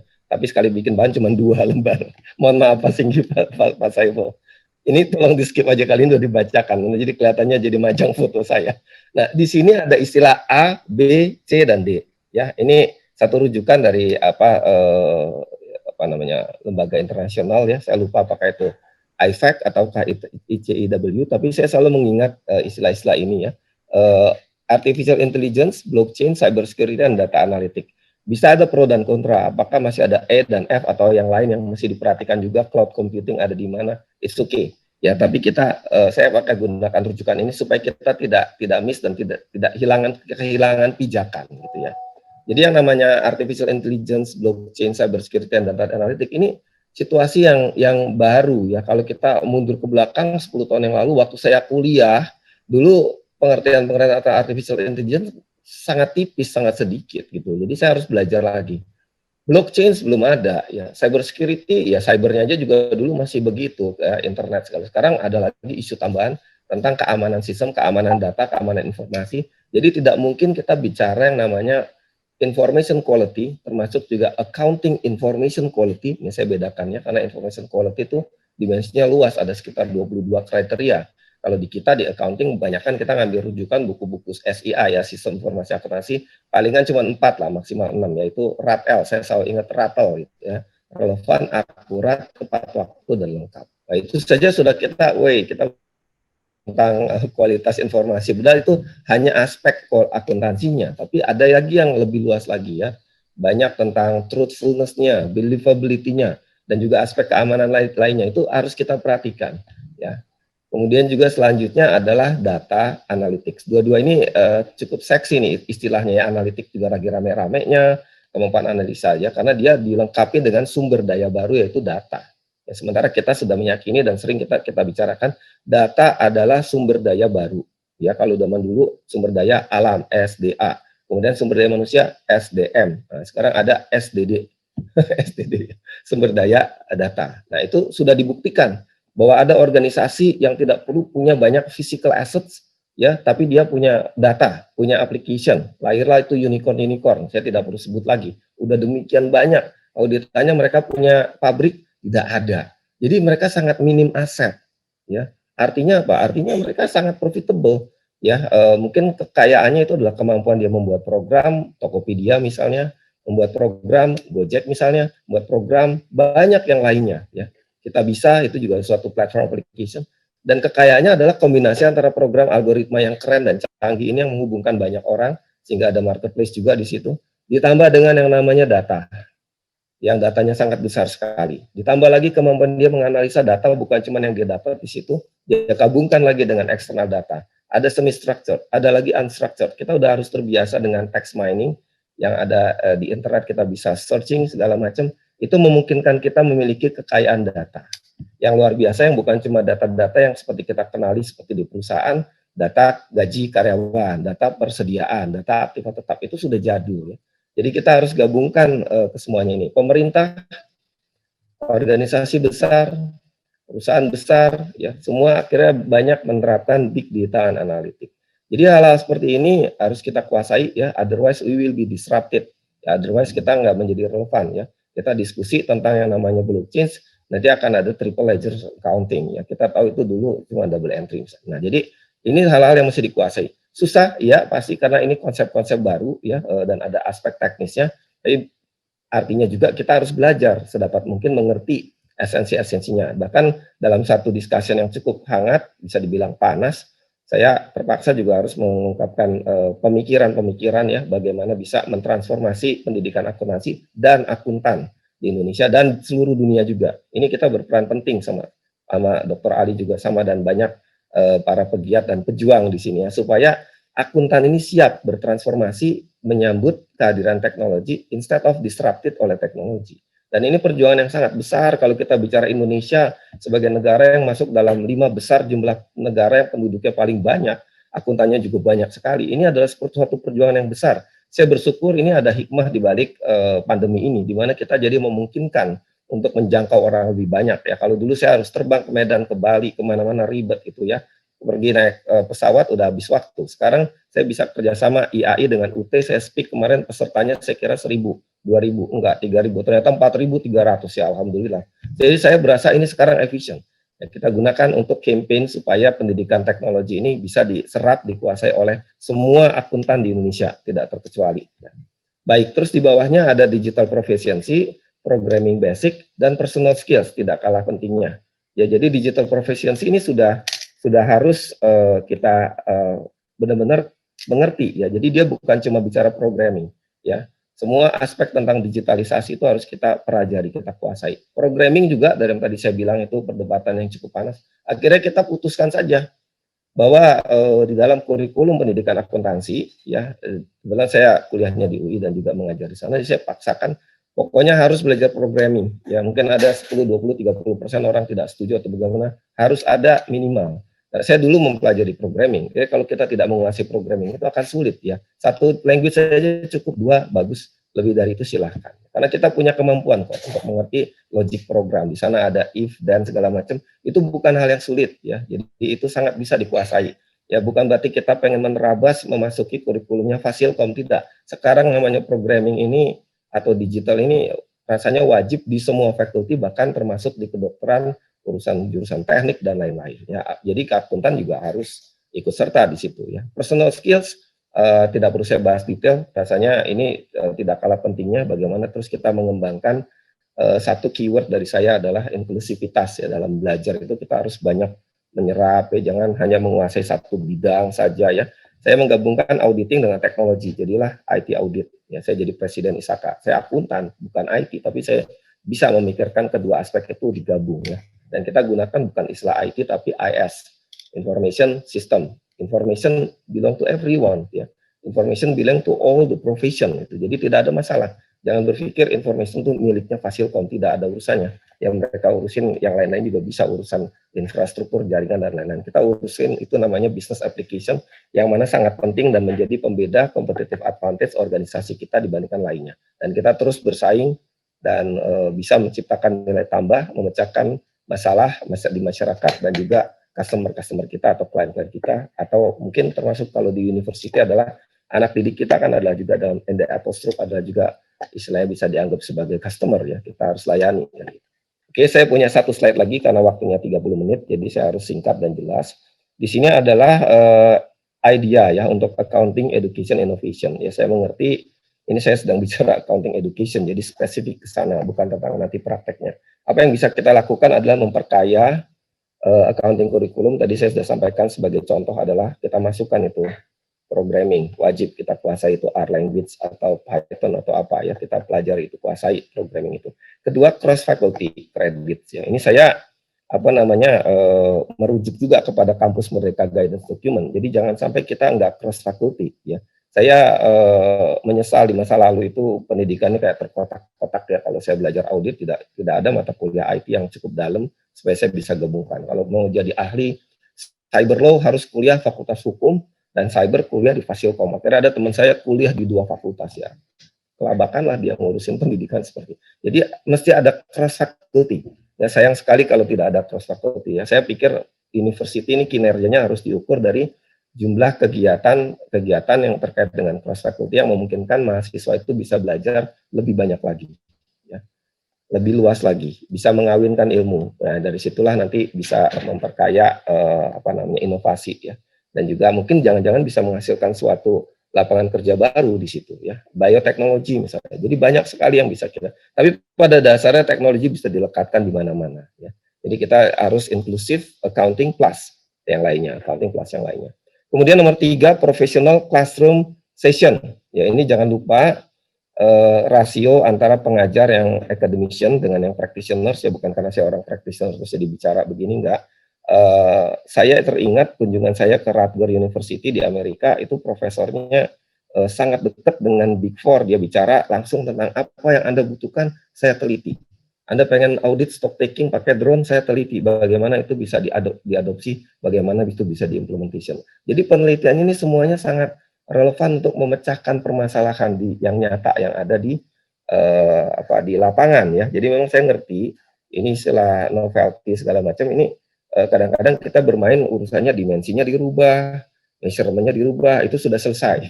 Ya, tapi ini pengembangan ilmunya boleh di situ, tapi juga kita perhatikan objek yang kita teliti ini apa yang akan memberikan nilai tambah supaya kegiatan itu berlangsung lebih efektif dan lebih efisien. Jadi pengajar harus dekat dengan practitioners ya, saling berkolaborasi. Para practitioner juga harus mengerti dan menghargai riset ya, menghargai riset karena riset itu akan membantu membentuk suatu model-model pemikiran dan juga terbukti secara empiris ya, sehingga bisa lebih pasti. Kita di dalam dunia praktek kadang-kadang banyak juga eksperimentalnya gitu kan, kadang-kadang kita kasih pemikiran bebas begitu saja, ada banyak coba-cobanya ya.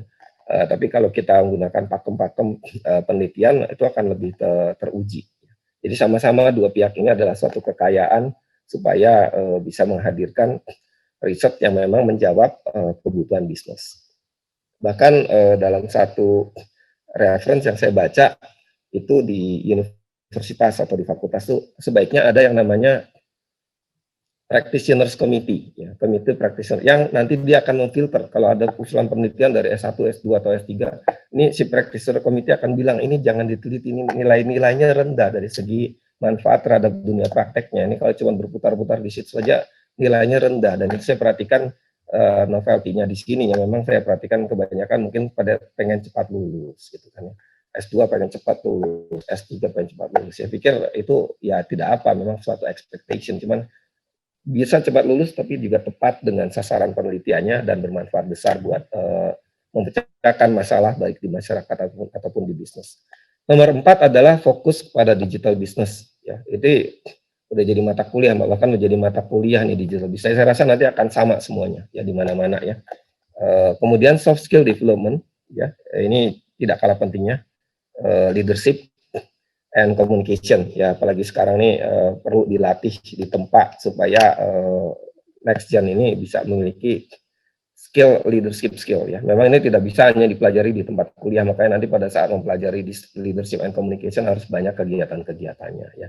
Jadi ruang kelas sudah dikritik juga sebaiknya banyak mendekatkan diri ke dunia praktek. Magang, saya juga menerima magang, kesempatan untuk berpraktek itu, belajar di tempat praktek itu atau belajar secara langsung praktek itu nilainya lebih besar gitu ya. Jadi kita ketahui ada informal learning, ada non formal learning, yang mana itu juga ada rujukan nanti Dr. Ali yang bisa mengurai lebih jauh, itu ada rumusan 70 20 10 ya.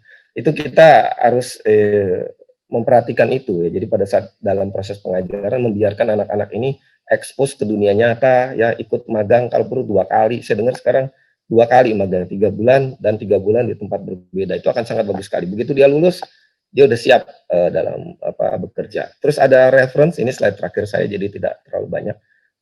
Implementation benchmark ya. 1, kurikulum dan silabusnya dinamis. Ini rupanya persis sama dengan pikiran saya 3-4 tahun lalu. Saya sempat gagas nih, dibikin terus dinamis gitu ya.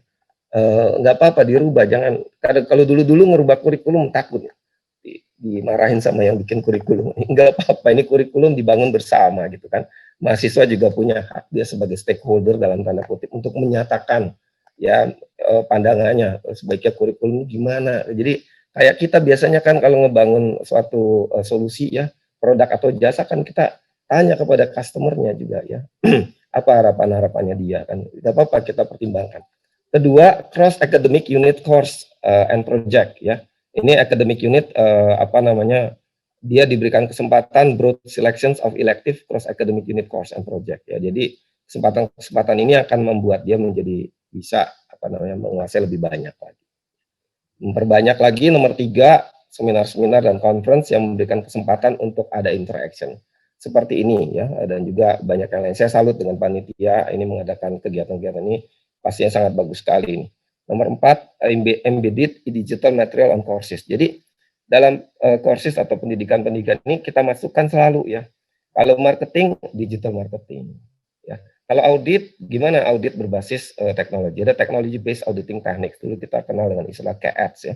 Nah, ini kita gabungkan semua aspek-aspek digital itu jangan sampai lepas dalam pendidikan atau mata kuliah itu kita masukkan gitu ya. Kemudian ini mohon maaf screen-nya saya kurang begitu terlihat manfaat dari inovasi. Sebentar ya, bisa diangkat sedikit ya. Jadi intinya banyak sekali hal-hal yang bisa kita hadirkan dari apa yang kita inovasikan di sini ya. Tentu saja inovasi ini akan memberikan banyak kesempatan ya, membuka lapangan kerja ya, memberikan apa namanya kesempatan untuk orang belajar lebih cepat, menguasai segala sesuatunya ya. Kalau boleh maju ke slide berikutnya, saya rasa ini udah bagian akhir dari presentasi saya. Saya ada ingin sampaikan di IWA ini kami terus learning, bahkan diupayakan untuk bisa memprediksi apa yang akan terjadi. Jadi kita di-challenge kalau pada saat kita memikirkan klien-klien kita, pikirkan masalah dia sekarang, kira-kira ke depan akan apa dihadapinya. Kemudian nanti selanjutnya after what's next gitu. Jadi apa kemudiannya, what's next after next ya. Jadi kita harus pikirkan beyond, jauh ke depan. Itu yang diharapkan karena di dalam situasi yang penuh dengan gejolak ya, kita tahu ada istilah VUCA, volatility, uncertainty, complexity, and adversity ya. Terakhir dari Oxford ada istilah tuna ya. Turbulence, uncertainty, novelty, dan adversity. Nah itu membuat orang pada khawatir dengan bagaimana daya prediksi organisasi. Ya, dengan tadi itu ada yang namanya data analitik, big data, apa kita akan bisa belajar, ada insight, ada foresight nanti ke depan. Nah itu kehebatan dari akuntan adalah bagaimana dia bisa menjadi orang yang memang menguasai informasi. Ya, kita sudah belajar ya, mengerti bahwa accounting information system ini udah bisa dibilang 60-70% dari total information system yang ada di perusahaan. Jadi ke siapa megang informasi dia pemenangnya. Artinya akuntan itu tinggal menguasai 30-40% lagi total information system. Siapa megang information di tangan, dia juaranya. Kita belajar banyak, itu bahkan sampai ke ranah politik, bisa jadi presiden karena menguasai informasi di Amerika gitu ya. Jadi pegang informasi sebanyak-banyaknya, bisa diolah, keluarkan inovasinya, dan kita juga terus berinovasi dari aspek pendidikan, dan juga nanti adik-adik misalnya mahasiswa lulus gitu, dia akan bisa mengerti bahwa penguasaan data dan penguasaan informasi di masa depan itu adalah pembeda kita. Dan saya pengen menggarisbawahi kata dasar accounting ini yang seringkali orang mengertinya karena financial accounting terlalu dominan gitu ya. Standarnya ada auditnya, ada opininya ya. Sehingga orang selalu mengerti kalau akuntansi itu financial accounting kebanyakan. Ya, padahal audit itu juga akuntansi juga gitu kan. Pajak juga ya, information system juga, dan akuntansi ini ada akuntansi manajemen, ada akuntansi sosial. Mari kita lihat akuntansi ini dari kata dasarnya account saja ya, pertanggungjawaban. Ya, jadi saya merasa berkepentingan untuk menyampaikan kita tuh adalah seharusnya mengambil posisi sebagai orang yang accountable. Kalau bisa orang yang paling accountable dalam organisasi. Dalam bahasa saya yang ingin saya sampaikan adalah orang yang paling accountable, artinya orang yang paling bisa memegang amanah. Ya, bagaimana dia bisa memegang amanah? Dia menguasai data dan informasi. Dia bertanggung jawab, dia jelaskan kejadian, apa faktanya, keadaannya, dan bagaimana dia mengelola organisasi ini ya berdasarkan data, menjadi data driven organization. Itu yang menjadi ciri khas pembeda organisasi yang unggul di saat sekarang dibandingkan di masa lalu. Ya. Jadi singkatnya demikian, Pak Singgih, Dr. Ali, saya senang sekali bisa dapat kesempatan speak di sini. Lebih dan kurangnya saya mohon maaf, kebiasaan saya bicaranya eksplisit, terbuka apa adanya gitu, gagasan-gagasannya tidak semuanya disukai ya, semuanya disepakati, disetujui, tapi saya merasa pemikiran-pemikiran terbaik tetap harus disampaikan ya. Nanti kita tetap bisa bicara apa yang menjadi bisa direkonsili di suatu action plan supaya pendidikan akuntansi di Indonesia ini memang benar-benar tepat sasaran, menjawab disruption dan menghantarkan ya akuntan baik itu mahasiswanya, pelajarnya, pengajarnya juga jangan lupa. Ini sekarang kita belajar dalam garis start yang sama. Jadi pelajar, pengajar sama karena ilmunya hal-hal baru yang harus dikuasai. Ini semuanya bisa bergerak bersama-sama melakukan suatu transformasi profesi akuntansi di Indonesia. Terima kasih Pak Singgih. Pak Ali, saya kembalikan kepada moderator. Terima kasih Pak Isnaeni, sangat ya insightful. Pemikiran yang sangat kritis telah disampaikan kepada kita semua, juga pandangan yang luar biasa ke depan visioner mengenai pendidikan akuntansi di Indonesia. Pak Isnaeni, mohon berkenan saya menyampaikan 1-2 pertanyaan, kemudian kemudian saya beralih ke Pak Syaiful. Pak Isnaeni, di dalam literatur akuntansi saya temukan tulisan paper Lawson yang tadi sebenarnya secara parsial telah disampaikan oleh Pak Isnaeni berkaitan dengan pendidikan akuntansi saat ini. Barangkali kebanyakan kurikulumnya hanya menyediakan lulusan yang siap masuk dalam dunia industri, tetapi mereka tidak cukup siap untuk kemudian berkarir secara jangka panjang di dalam karir sebagai seseorang di industri.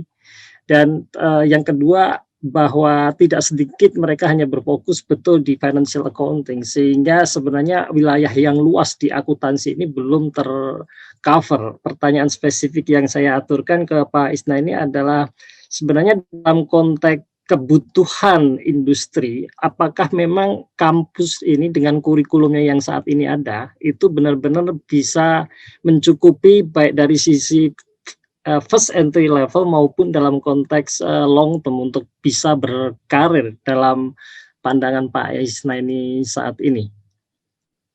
Ya, terima kasih Pak Singgih. Mungkin ini juga ringkasan dari beberapa pertanyaan ya sepertinya, dan ini pertanyaan yang sangat tepat sekali untuk kita bicarakan di sini. Namun sebelumnya saya merasa bahwa rujukan-rujukan tentang kurikulum akuntansi ini sudah ada. Dr. Ali juga sudah membikinnya dan saya sangat apresiasi sekali itu. Namanya seperti saya sampaikan, kita terus saja menyempurnakan istilahnya gitu ya. Menyempurnakan yang tadi saya bilang, karena dia selalu akan ada perkembangan dan juga menyesuaikan takarannya ya, karena ini juga pasti ada perselisihan seberapa dalam kita harus menguasai tentang blockchain, seberapa dalam kita pelajari programming, terus artificial intelligence, masih ada lagi machine learning, masih ada lagi deep learning, seberapa dalam itu kita harus menyesuaikan takarannya. Tidak ada jawaban yang pasti, Pak Singgih. Jadi kalau kita semakin mengerti masalah, saya sama Dr. Ali, pasti semakin pusing kita mencari jawaban yang tepat ini apa gitu. Tidak mudah mencari itu. Jadi yang paling baik adalah ya memberikan suatu gagasan dan menjalankannya. Itu proses yang memang terjadi sekarang tuh begitu adaptif ya. Karena kita dengar istilah yang namanya agile ya. Jadi agile itu membutuhkan kita berani mengambil posisi. Ya. Kalau kita diam aja kita tergerus. Ya, kita harus ngambil posisi, mau benar mau salah tidak ada masalah. Yang penting kita sudah dengan pendekatan terbaik. Maka itu saya sangat apresiasi. Saya jarang menemukan orang seperti Pak Ali ya, yang sangat mendalami urusan pendidikan ini. Jadi itu bahkan saya sampai endorse itu Pak Ali itu bukunya saya kasih tahu teman-teman lain tuh, tolong ini dibaca, dipelajari, universitas nggak usah nanya-nanya saya melulu, jadi bebannya saya berkurang sedikit. Suka ditanya-tanya Pak Ali, pakai aja nih buku Pak Ali udah ringkas lagi, namanya buku itu tidak perlu tebel-tebel ya, bukunya Pak Ali ringkas jelas gitu, udah pakai itu saja, nanti kita sama-sama kembangkan lagi.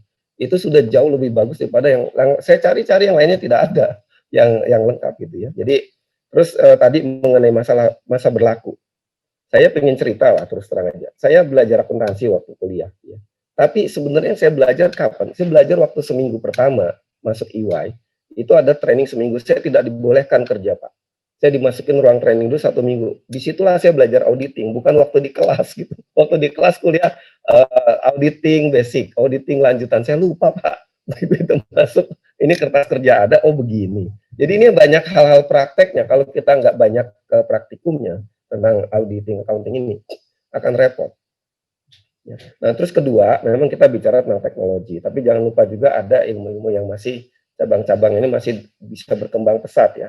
Manajemen accounting, ya terus ada lagi sustainability. Banyak elemen-elemen lain yang baru-baru ini sedang menjadi isu di dalam dunia bisnis ya, yaitu tentang sustainability. Kita mesti ngerti ya bahwa sekarang banyak keterbatasan laporan keuangan. Untuk digital companies itu dia sudah tidak merasa nyaman dengan laporan keuangan, sangat tidak nyaman. Saya investor dulu, saya sudah berhenti karena istri saya larang saya menjadi investor saham di Nasdaq, di New York Stock Exchange ya.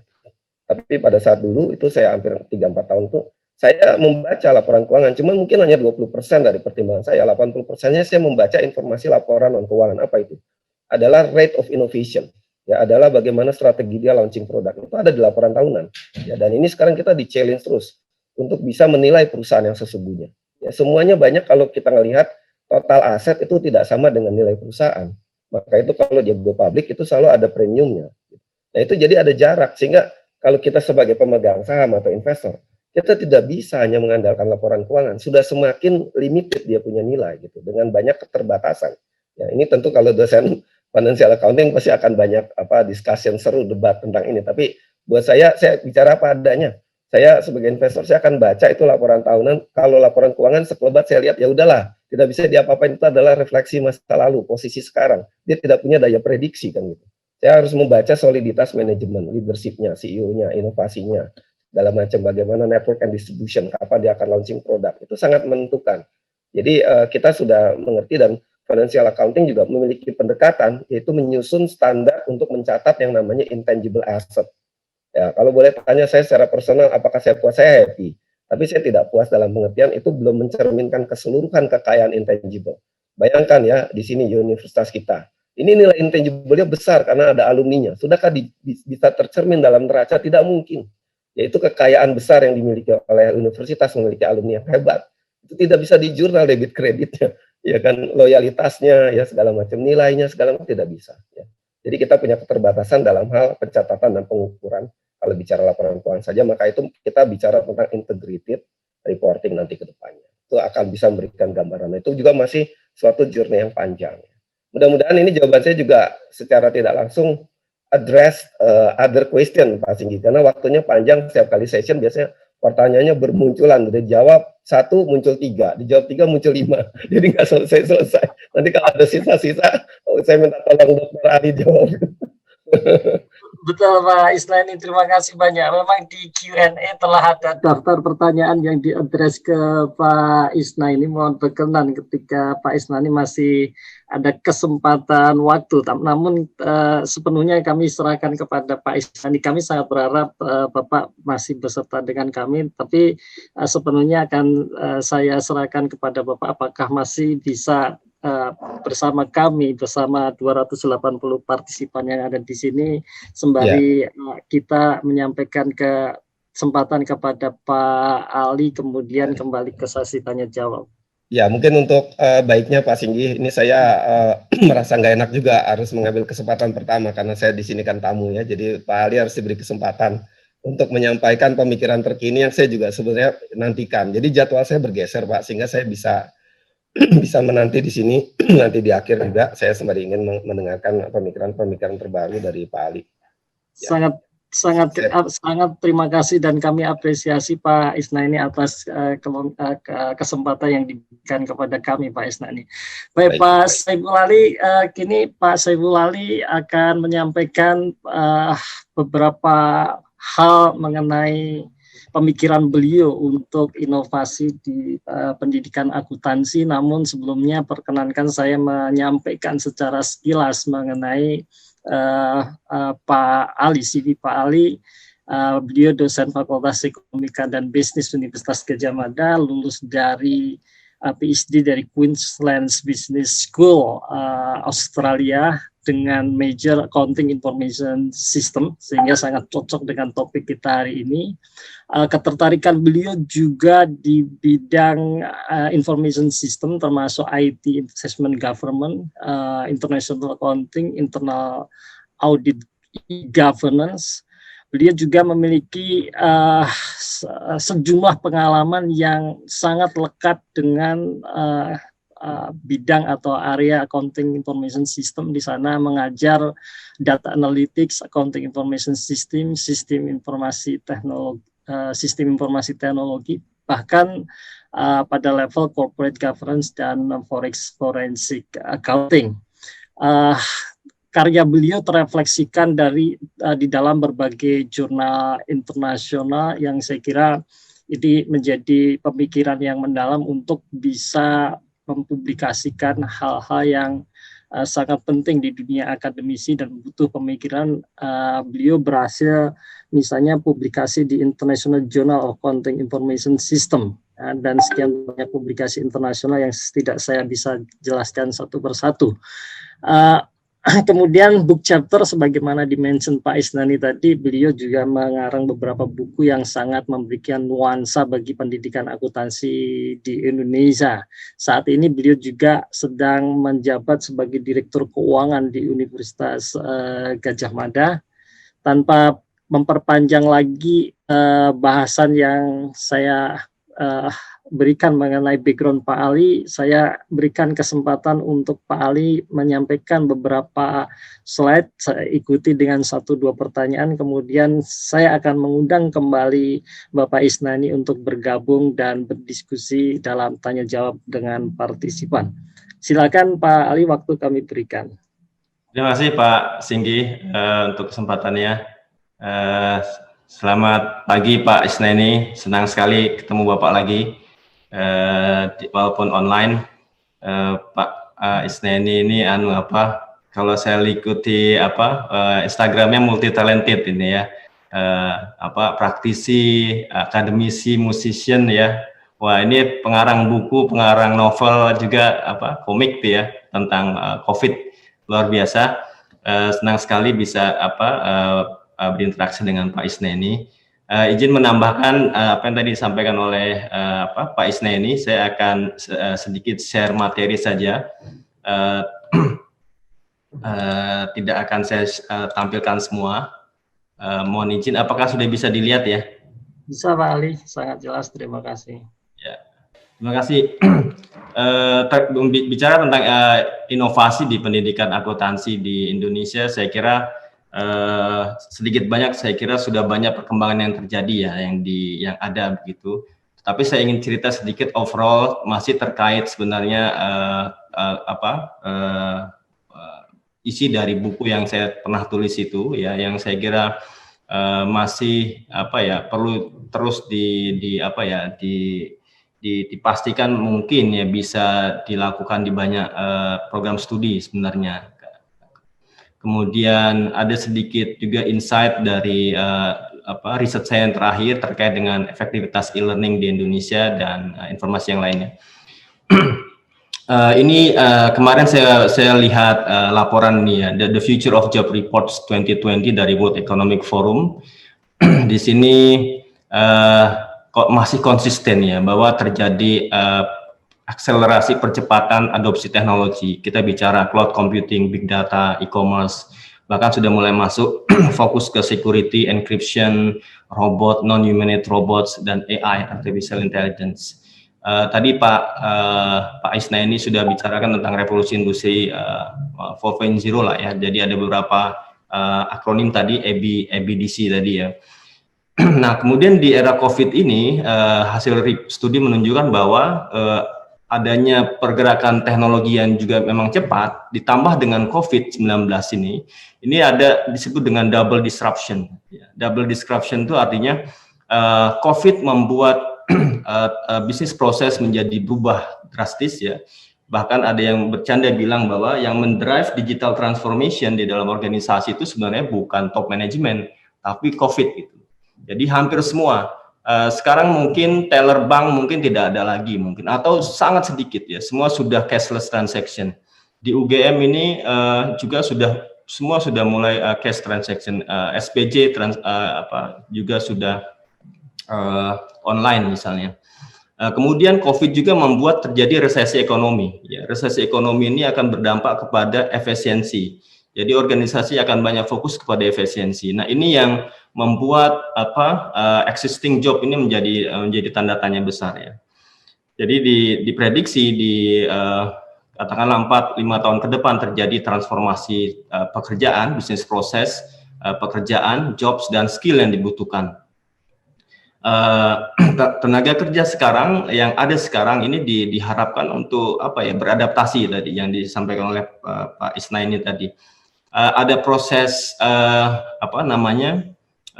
reskilling ya, reskilling. Jadi kita harus siap mereskill kemampuan kita dalam melakukan pekerjaan. Jadi kalau kita dosen, saya kira ketika ada perkembangan teknologi dan ada COVID ini kita harus reskilling.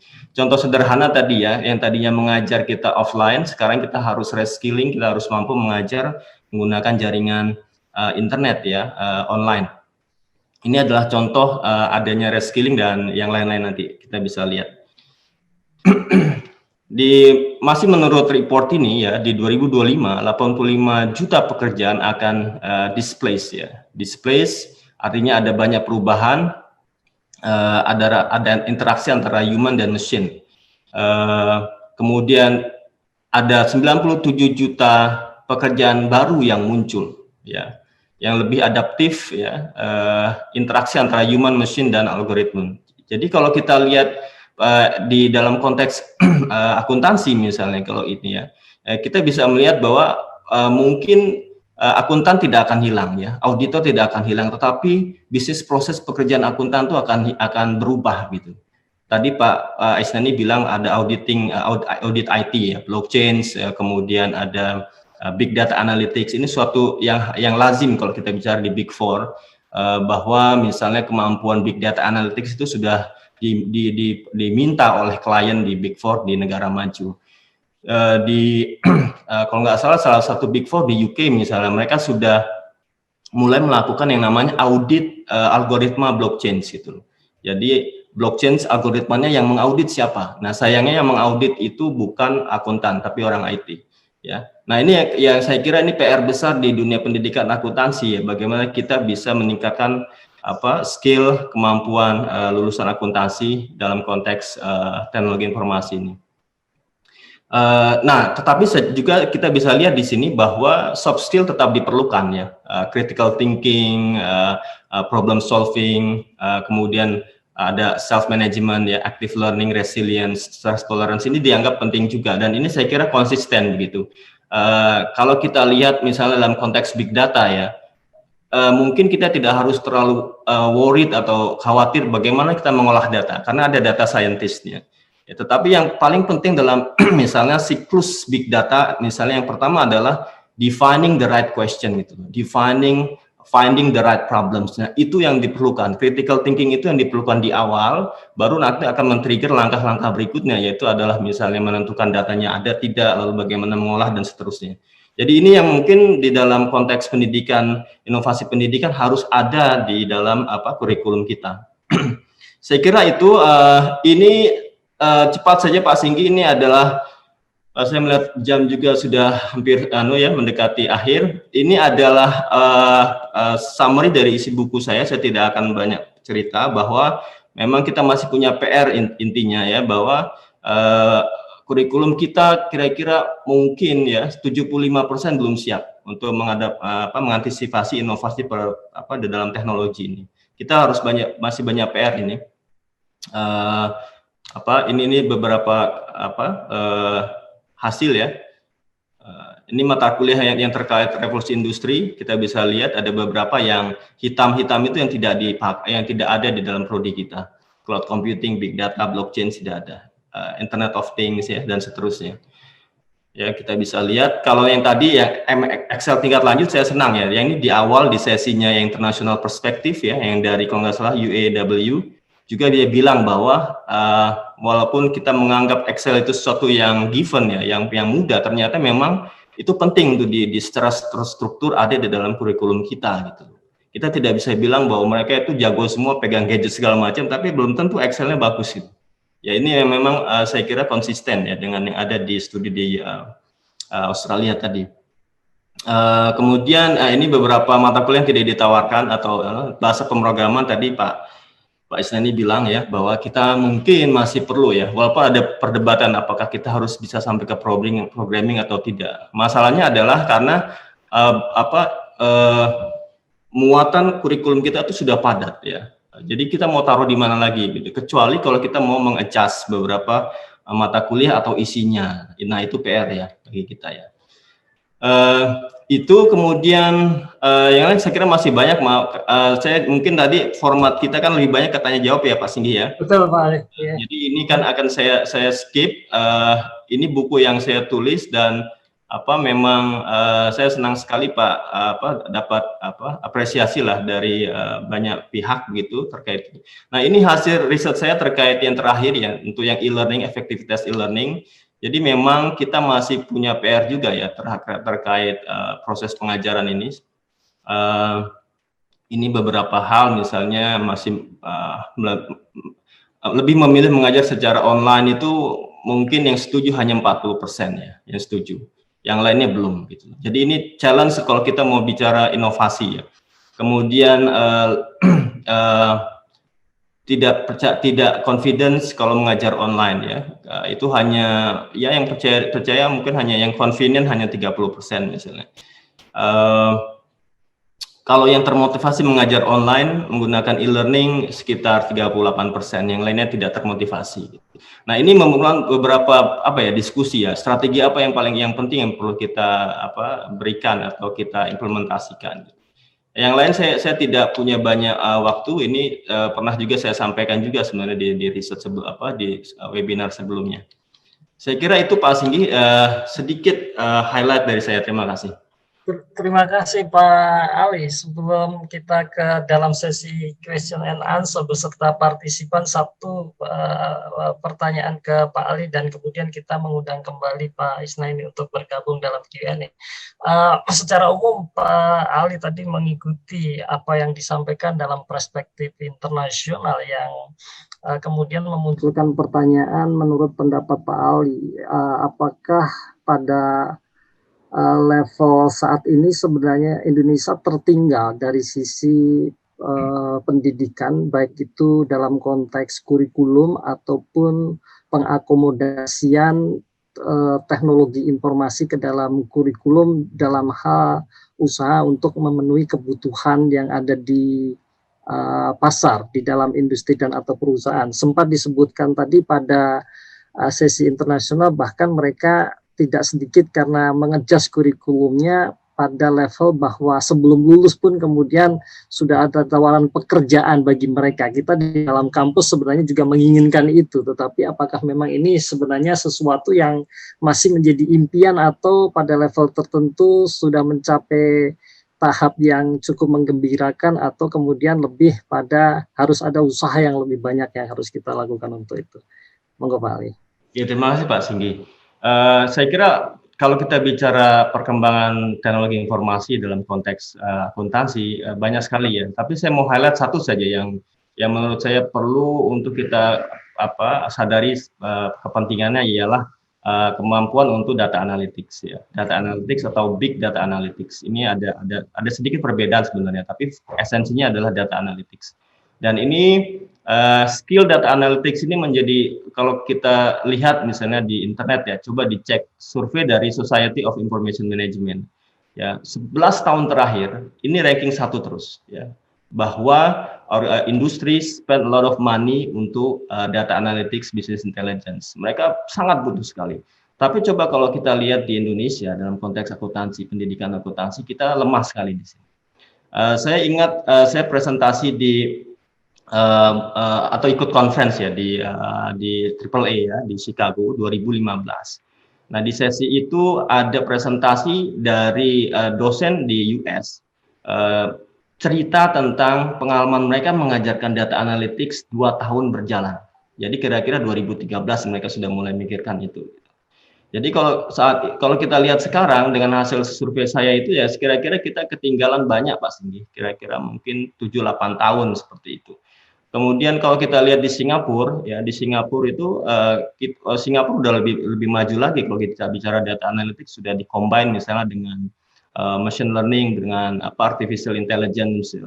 Kita mungkin udah ketinggalan banyak lagi dengan Singapura gitu. Tapi begini, kalau saya melihat kita sebenarnya tidak jauh ketinggalan juga ya. Kalau dilihat misalnya begini, dalam konteks implementasi di ASEAN, ya dalam survei yang dari survei dari kalau nggak salah dari salah satu lembaga riset, saya lupa persisnya, itu kita di ASEAN itu baru sekitar 13% penerapan teknologi seperti big data dan lain-lain itu 4.0 ke dalam industri. Ya.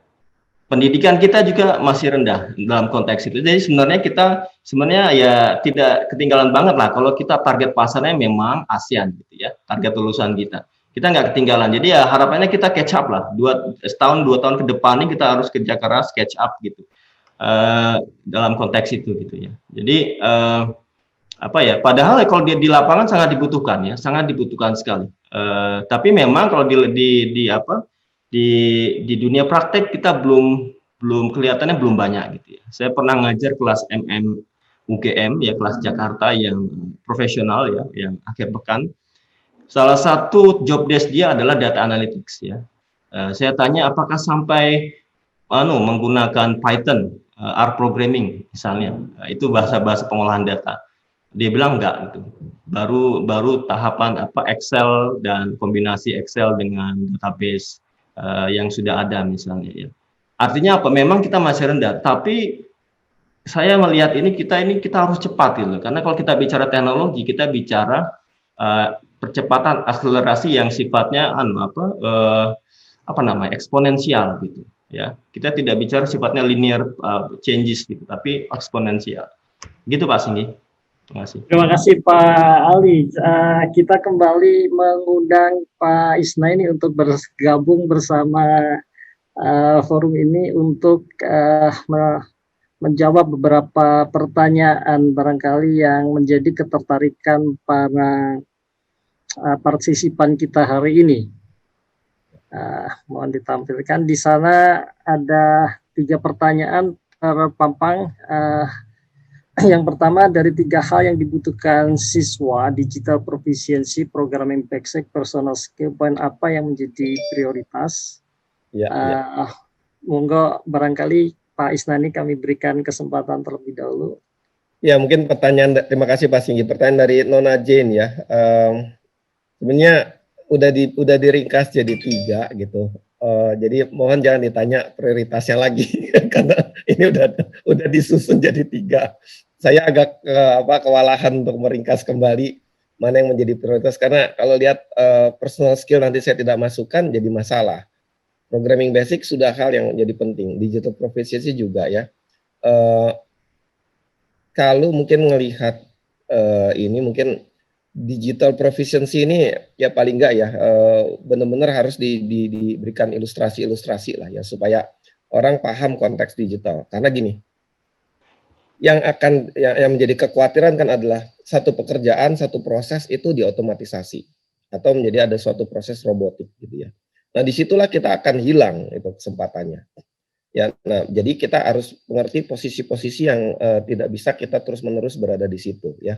Yang sifatnya clerical, reconciliation, pencatatan ini akan semakin terotomatisasi. Pada saat kita berpikir digital, kita bahkan sebaliknya bisa melakukan suatu proses efisiensi di dalam perusahaan. Nah, itulah yang akan membawa manfaat besar buat si yang menguasai atau belajar tentang digital proficiency ya. Programming itu kan tadi saya sudah sampaikan ya, ada debatable. Cuman saya merasa bukan tentang Python atau R language atau bahasa pemrograman yang penting, tapi logik dasar pemrograman dan algoritma itu menjadi penting. Apalagi sekarang kalau saya ngaudit, itu kan tidak bisa pakai pendekatan around the computer. Saya harus mengerti algoritma di dalamnya. Sekarang banyak sekali action itu sudah by computer ya, ada algorithmic trading. Nah itu yang mesin order bukannya manusia lagi, mesin. Dia automatic order beli saham di bursa. Nah itu bagaimana saya mengaudit itu kalau saya tidak memahami logiknya kan, programmingnya. Kapan dia men-trigger sesuatu untuk membeli saham. Nah, saya kan harus memeriksa gitu. Seperti itu kira-kira. Terima kasih. Jadi kelihatannya ini harus terintegrasi secara kebutuhan dibutuhkan untuk para lulusan yang itu menjadi satu kesatuan yang tidak terpisahkan begitu Pak Isnaeni. Betul Pak. Baik, betul. Terima kasih. Yang kedua barangkali ini lebih relevan pertanyaannya ditujukan kepada Pak Syaiful Ali. How artificial intelligence support education in the future? Is it only limited to those 2 dimensions or could be more? Jadi bagaimana ini artificial intelligence akan mendukung pendidikan? Saya kira itu Pak Syaiful Ali mungkin dalam hal ini punya pandangan dari aktivitas riset yang dilakukan. Terima kasih Pak Singgih. Ini saya melihat kalau dalam konteks support education-nya saya tidak tahu persis ini arahnya kemana ya gitu ya. Arahnya apakah ke arah LMS, Learning Management System, ya, yang kita pakai sekarang, atau seperti apa ya? Tapi memang dimungkinkan kita misal bisa membuat customized learning application misalnya untuk support. Karena kan banyak sekali ini ya katakanlah mode untuk e-learning misalnya ya, atau learning yang berbasiskan IT itu. Terserah nanti seperti apa, apakah fully 100% ataukah variasi dan jenis-jenisnya macam-macam gitu. Saya kira kalau AI di sini dipakai dalam konteks untuk mendeliver materi atau memberikan kemudahan dalam mengakses ya, saya kira bisa saja gitu ya.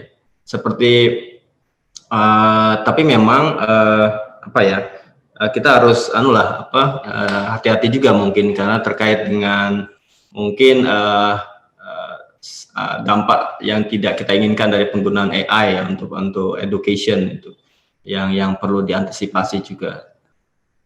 Kalau saya melihat di Indonesia, saya kira kita belum ke arah sini Pak Singgih, itu yang AI support education, karena kita dalam konteks LMS saja kita mungkin masih perlu banyak PR ya yang perlu kita siapkan gitu.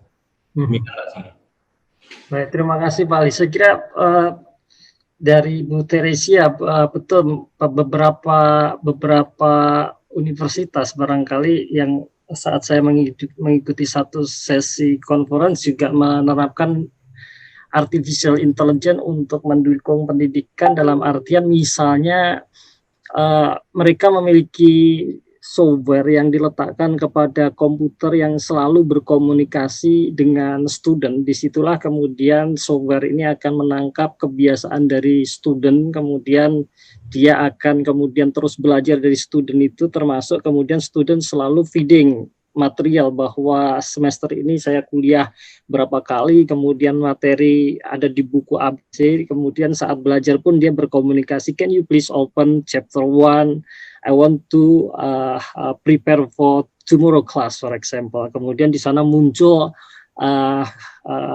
software yang merespon, yang kemudian bahkan membacakan gitu, dan itu akan terus belajar. Barangkali itu menjadi sesuatu yang embedded dengan student. Itu barangkali salah satu terobosan inovasi yang terjadi suatu saat di masa yang akan datang. Tetapi yang perlu dicatat juga, hati-hati dalam konteks bahwa tadi banyak isu juga dalam hal pengembangan teknologi yang kemudian mungkin akan berdampak kepada integritas akademik. Yang berikutnya pertanyaan dari Prof. Indra Wijayakusuma dialamatkan kepada Bapak Isnaeni. Mohon berkenan Pak Isnaeni untuk barangkali merespon pertanyaan ketiga dari Pak Indra Wijaya, Pak Isnaeni. Ya, terima kasih Pak Singgih. Saya terus terang melihat ada nama Pak Indra jadi kangen ketemu beliau. Pengennya ketemu ngopi-ngopi dan kita ngobrol ya Pak Indra. Saya ngambil ujungnya aja deh karena pertanyaannya panjang nih. Apakah ada peluang untuk magang di perusahaan atau KAP, misalnya EY kan gitu, dengan model daring ya. Sebenarnya proses-proses magang ini terbuka ya, dan beberapa itu terbuka dengan penyelenggaraan secara daring. Cuma khusus di EY Indonesia nih saya kemarin cek masih belum ya, karena bukan tentang masalah daring ya, tentang masalah ini situasi belum memungkinkan kita untuk merekrut itu Pak. Jadi mungkin bulan Januari akan dibuka kembali. Mungkin termasuk dengan pemikiran model daring ini. Jadi masukan buat kami Pak Indra. Terima kasih banyak ya. Nanti mudah-mudahan bisa terlaksana demikian ya. Karena buat saya sih, kemudian saya juga ada usaha social enterprise juga. Saya buka lowongan 20, yang lamar 2000. 20-20-nya online. Jadi magangnya online. Dan memungkinkan rupanya, apalagi itu perusahaannya terkait dengan perusahaan media ya. Jadi dia bisa bikin kerja visual, bahkan accounting pun tetap bisa terlaksana saja, tidak ada masalah. Toh accounting sistemnya juga di cloud kan. Jadi udah berlokasi di cloud. Jadi anywhere tidak ada masalah. Bahkan setelah berhari-hari ini, berbulan bahkan ya, kita beroperasi secara remote, confirm nggak ada hal apapun yang membutuhkan kita kembali ke kantor. Saya melihat perusahaan-perusahaan besar sekarang pun, Amazon misalnya, dia memperpanjang kesempatan orang untuk declare saya mau kerja online sampai bulan Juni tahun depan, itu dibolehkan, tidak harus ke kantor. Jadi ini termasuk juga dalam konteks pekerja yang di dalam, termasuk juga anak-anak magang rencananya.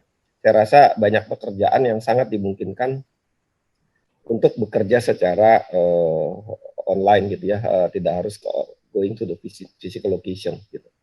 Kira-kira itu jawabannya Pak Singgih, semoga addressing pertanyaannya Pak.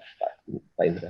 Terima kasih Pak Isnaeni. Saya pada kesempatan ini juga ingin menyampaikan kepada UI Indonesia yang berkenan untuk memberikan audit training online nanti di akhir November kepada anak-anak didik kami. Terima kasih Pak Isnaeni.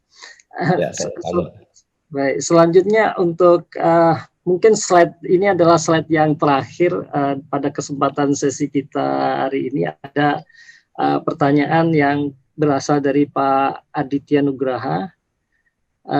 Bagaimana membuka paradigma baru bagi mahasiswa tentang tantangan masa depan di industri 4.0 atau 5.0 bahkan dia menyebutnya di sini, bagaimana menggali dan menjaga prestasi data yang mudah dan menarik. Ini saya kira sangat relevan dengan Pak Isnaeni. Mungkin juga sekaligus pertanyaan ini juga yang nomor 2 ini terkait teknologi, database, blockchain, begitu barangkali pertanyaan Pak Aditya Nugroho dan Pak Ignatius dialamatkan ke Pak Isnaeni dan yang terakhir dialamatkan ke Pak Syaiful. Monggo Pak Isnaeni. Ya, baik. Tadi saya sebut istilah hindsight ya, hindsight itu dari ke belakang, kemudian insight, kemudian foresight ya. Ini adalah kemampuan kita memiliki pandangan jauh ke depan. Kebiasaan kita tuh mencatat peristiwa yang sudah terjadi. Tidak pernah kita mencatat peristiwa yang akan terjadi, betul kan? Juga tidak bisa. Jadi akuntan ini sekarang diajak untuk berpikir foresight ya, bukan hindsight atau insight saja ya, tapi foresight gitu ya. Ada satu lagi istilah, another side is oversight, itu lain, itu dari atas ke bawah, oversighting ya, tapi itu kayak pengawasan. Nah ini insight, dan foresight. Nah ini yang diharapkan akuntan harus punya lampu jauh ya terhadap untuk organisasinya, dan juga dimensi yang lebih lengkap, menggunakan basis data yang lebih luas, bukan cuma internal tapi juga eksternal data. Dari situlah saya merasa tadi sejalan dengan Pak Ali, bahwa akuntannya memang benar-benar harus menguasai data dan informasi yang lebih luas lagi. Itu akan menyelamatkan kita ya. Apalagi kita sudah declare kita ini penguasa 60% informasi di perusahaan. Tanggung, kuasai terus aja gitu ya. Istilahnya kalau anak gaul sekarang Pak Ali gaspol, digasnya terus pegang itu data-data semua informasi. Kira-kira gitu Mas Aditya ya. Yang selanjutnya pertanyaan dari Ignatius Aryono Putranto ya. Ini pertanyaan seru tentang triple entry accounting dalam blockchain. Nanti aja kita bahas dalam kesempatan yang lebih spesifik ya. Tapi pada intinya blockchain ini revolutionize ya. Karena apa? Kita tahu di situ transaksi-transaksi menjadi tidak bisa ditemper. Misalnya kalau kayak sekarang kita transaksi pakai dokumen, ya ini dibikin ada palsunya, tanda tangan, masih ada juga potensial masalah gitu ya. Tapi kalau nanti sudah pakai blockchain ini sudah ada logik-logik di dalamnya ya. Ada hash namanya itu, HASH ya. Yang tidak bisa diapa-apain, dia sudah punya logik untuk menyatakan ini sah gitu, sehingga istilah nanti akan banyak diskusi ya tentang gimana tuh selanjutnya proses auditing akan menjadi seperti apa ya dengan adanya blockchain seperti ini. Akan ada auto confirmation, auto reconcile, udah otomatis ada di situ ya. Sehingga proses ini akan menjadi lebih cepat, lebih reliable ya, lebih verifiable, auditable dan segala macam. Ya, maka kita harus menguasai itu ya. Itu aja Pak Singgih. Terima kasih Pak Isnaeni. Kebetulan 3 minggu yang lalu mengikuti International Forum for Accounting Standard Setter dari Taiwan, itu telah benar-benar menerapkan blockchain ini sebagai sebuah sistem yang terintegrasi dengan central bank mereka dan kemudian sudah mulai diterapkan luar biasa cepatnya. Ya. Pertanyaan terakhir barangkali untuk Pak Syaiful Ali pada sesi ini sebelum kita akhiri, mohon Pak Ali untuk merespon mengenai spesifik blockchain kaitannya dengan pengajaran di kelas pengauditan sistem informasi. Monggo Pak Ali. Baik, terima kasih Pak Singgih. Dari pertanyaan Pak Ignatius ini kalau saya lihat di Q&A ada sambungannya, nanti saya akan singgung juga terkait dengan ini audit blockchain. Kalau dilihat pengaudit sistem informasi memang ya ini akuntansi harus beradaptasi dengan perubahan teknologinya gitu. Ketika sisi informasinya berubah yang dipakai, misalnya kalau kita lihat misalnya dari 3.0 menjadi 4.0, di situ ada blockchain ya, sehingga sebenarnya di konten kuliah kita harus disesuaikan gitu sebenarnya ya. Jadi makanya tadi misalnya kalau di dalam kalau ini waktunya lebih luas ya, kita bisa membahas strateginya bagaimana untuk pengajaran itu gitu loh.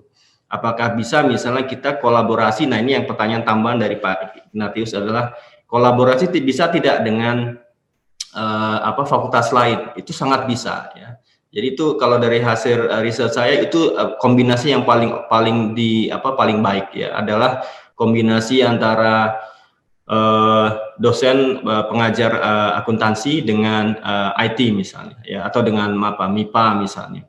Nah itu sangat bisa, tetapi memang yang mendrive konten, yang mendrive learning objectives-nya adalah dosen akuntansi gitu. Sehingga dosen dari IT, informatika, atau dari MIPA, matematik, statistik, dan lain-lain itu adalah dosen tamu gitu loh. Jangan sebaliknya gitu loh. Ya, jadi kalau sebaliknya nanti tadi saran dari Pak Isnaeni mungkin tidak tercapai ya, bahwa kita adalah pemegang katakanlah data di dalam organisasi 60%. Artinya kita lebih berperan aktif di situ. Jadi memang kita sebagai dosen harus tetap update dengan perkembangan teknologi ini gitu. Jadi mengaudit sistem informasi ya kita berikanlah kepada mahasiswa bahwa ini loh ada perkembangan teknologi yang namanya blockchain, cara kerjanya seperti apa benefit, limitasinya atau resikonya ya, kemudian bagaimana resiko itu bisa diadres, kontrol apa gitu loh. Nah ini kalau kurikulum, makanya begini, kalau kurikulum akuntansi nggak siap, nanti IT yang akan ambil. Ya, saya pernah seminar dengan salah satu di Jakarta waktu itu ya, ada salah satu partner dari Big Four.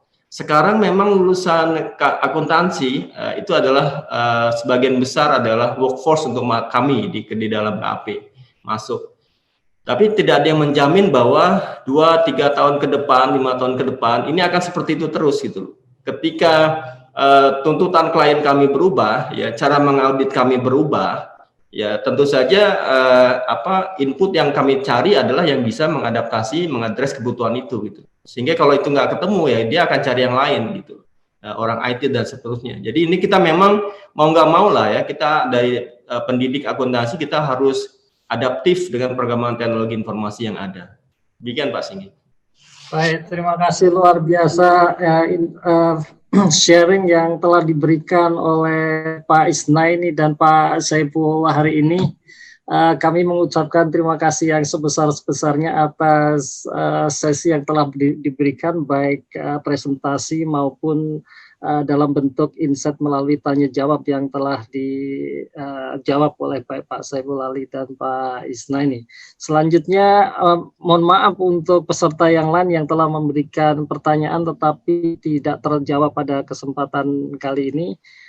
Mungkin waktu sudah mulai mepet dengan 11:30, saya kembalikan kepada Mbak Ica.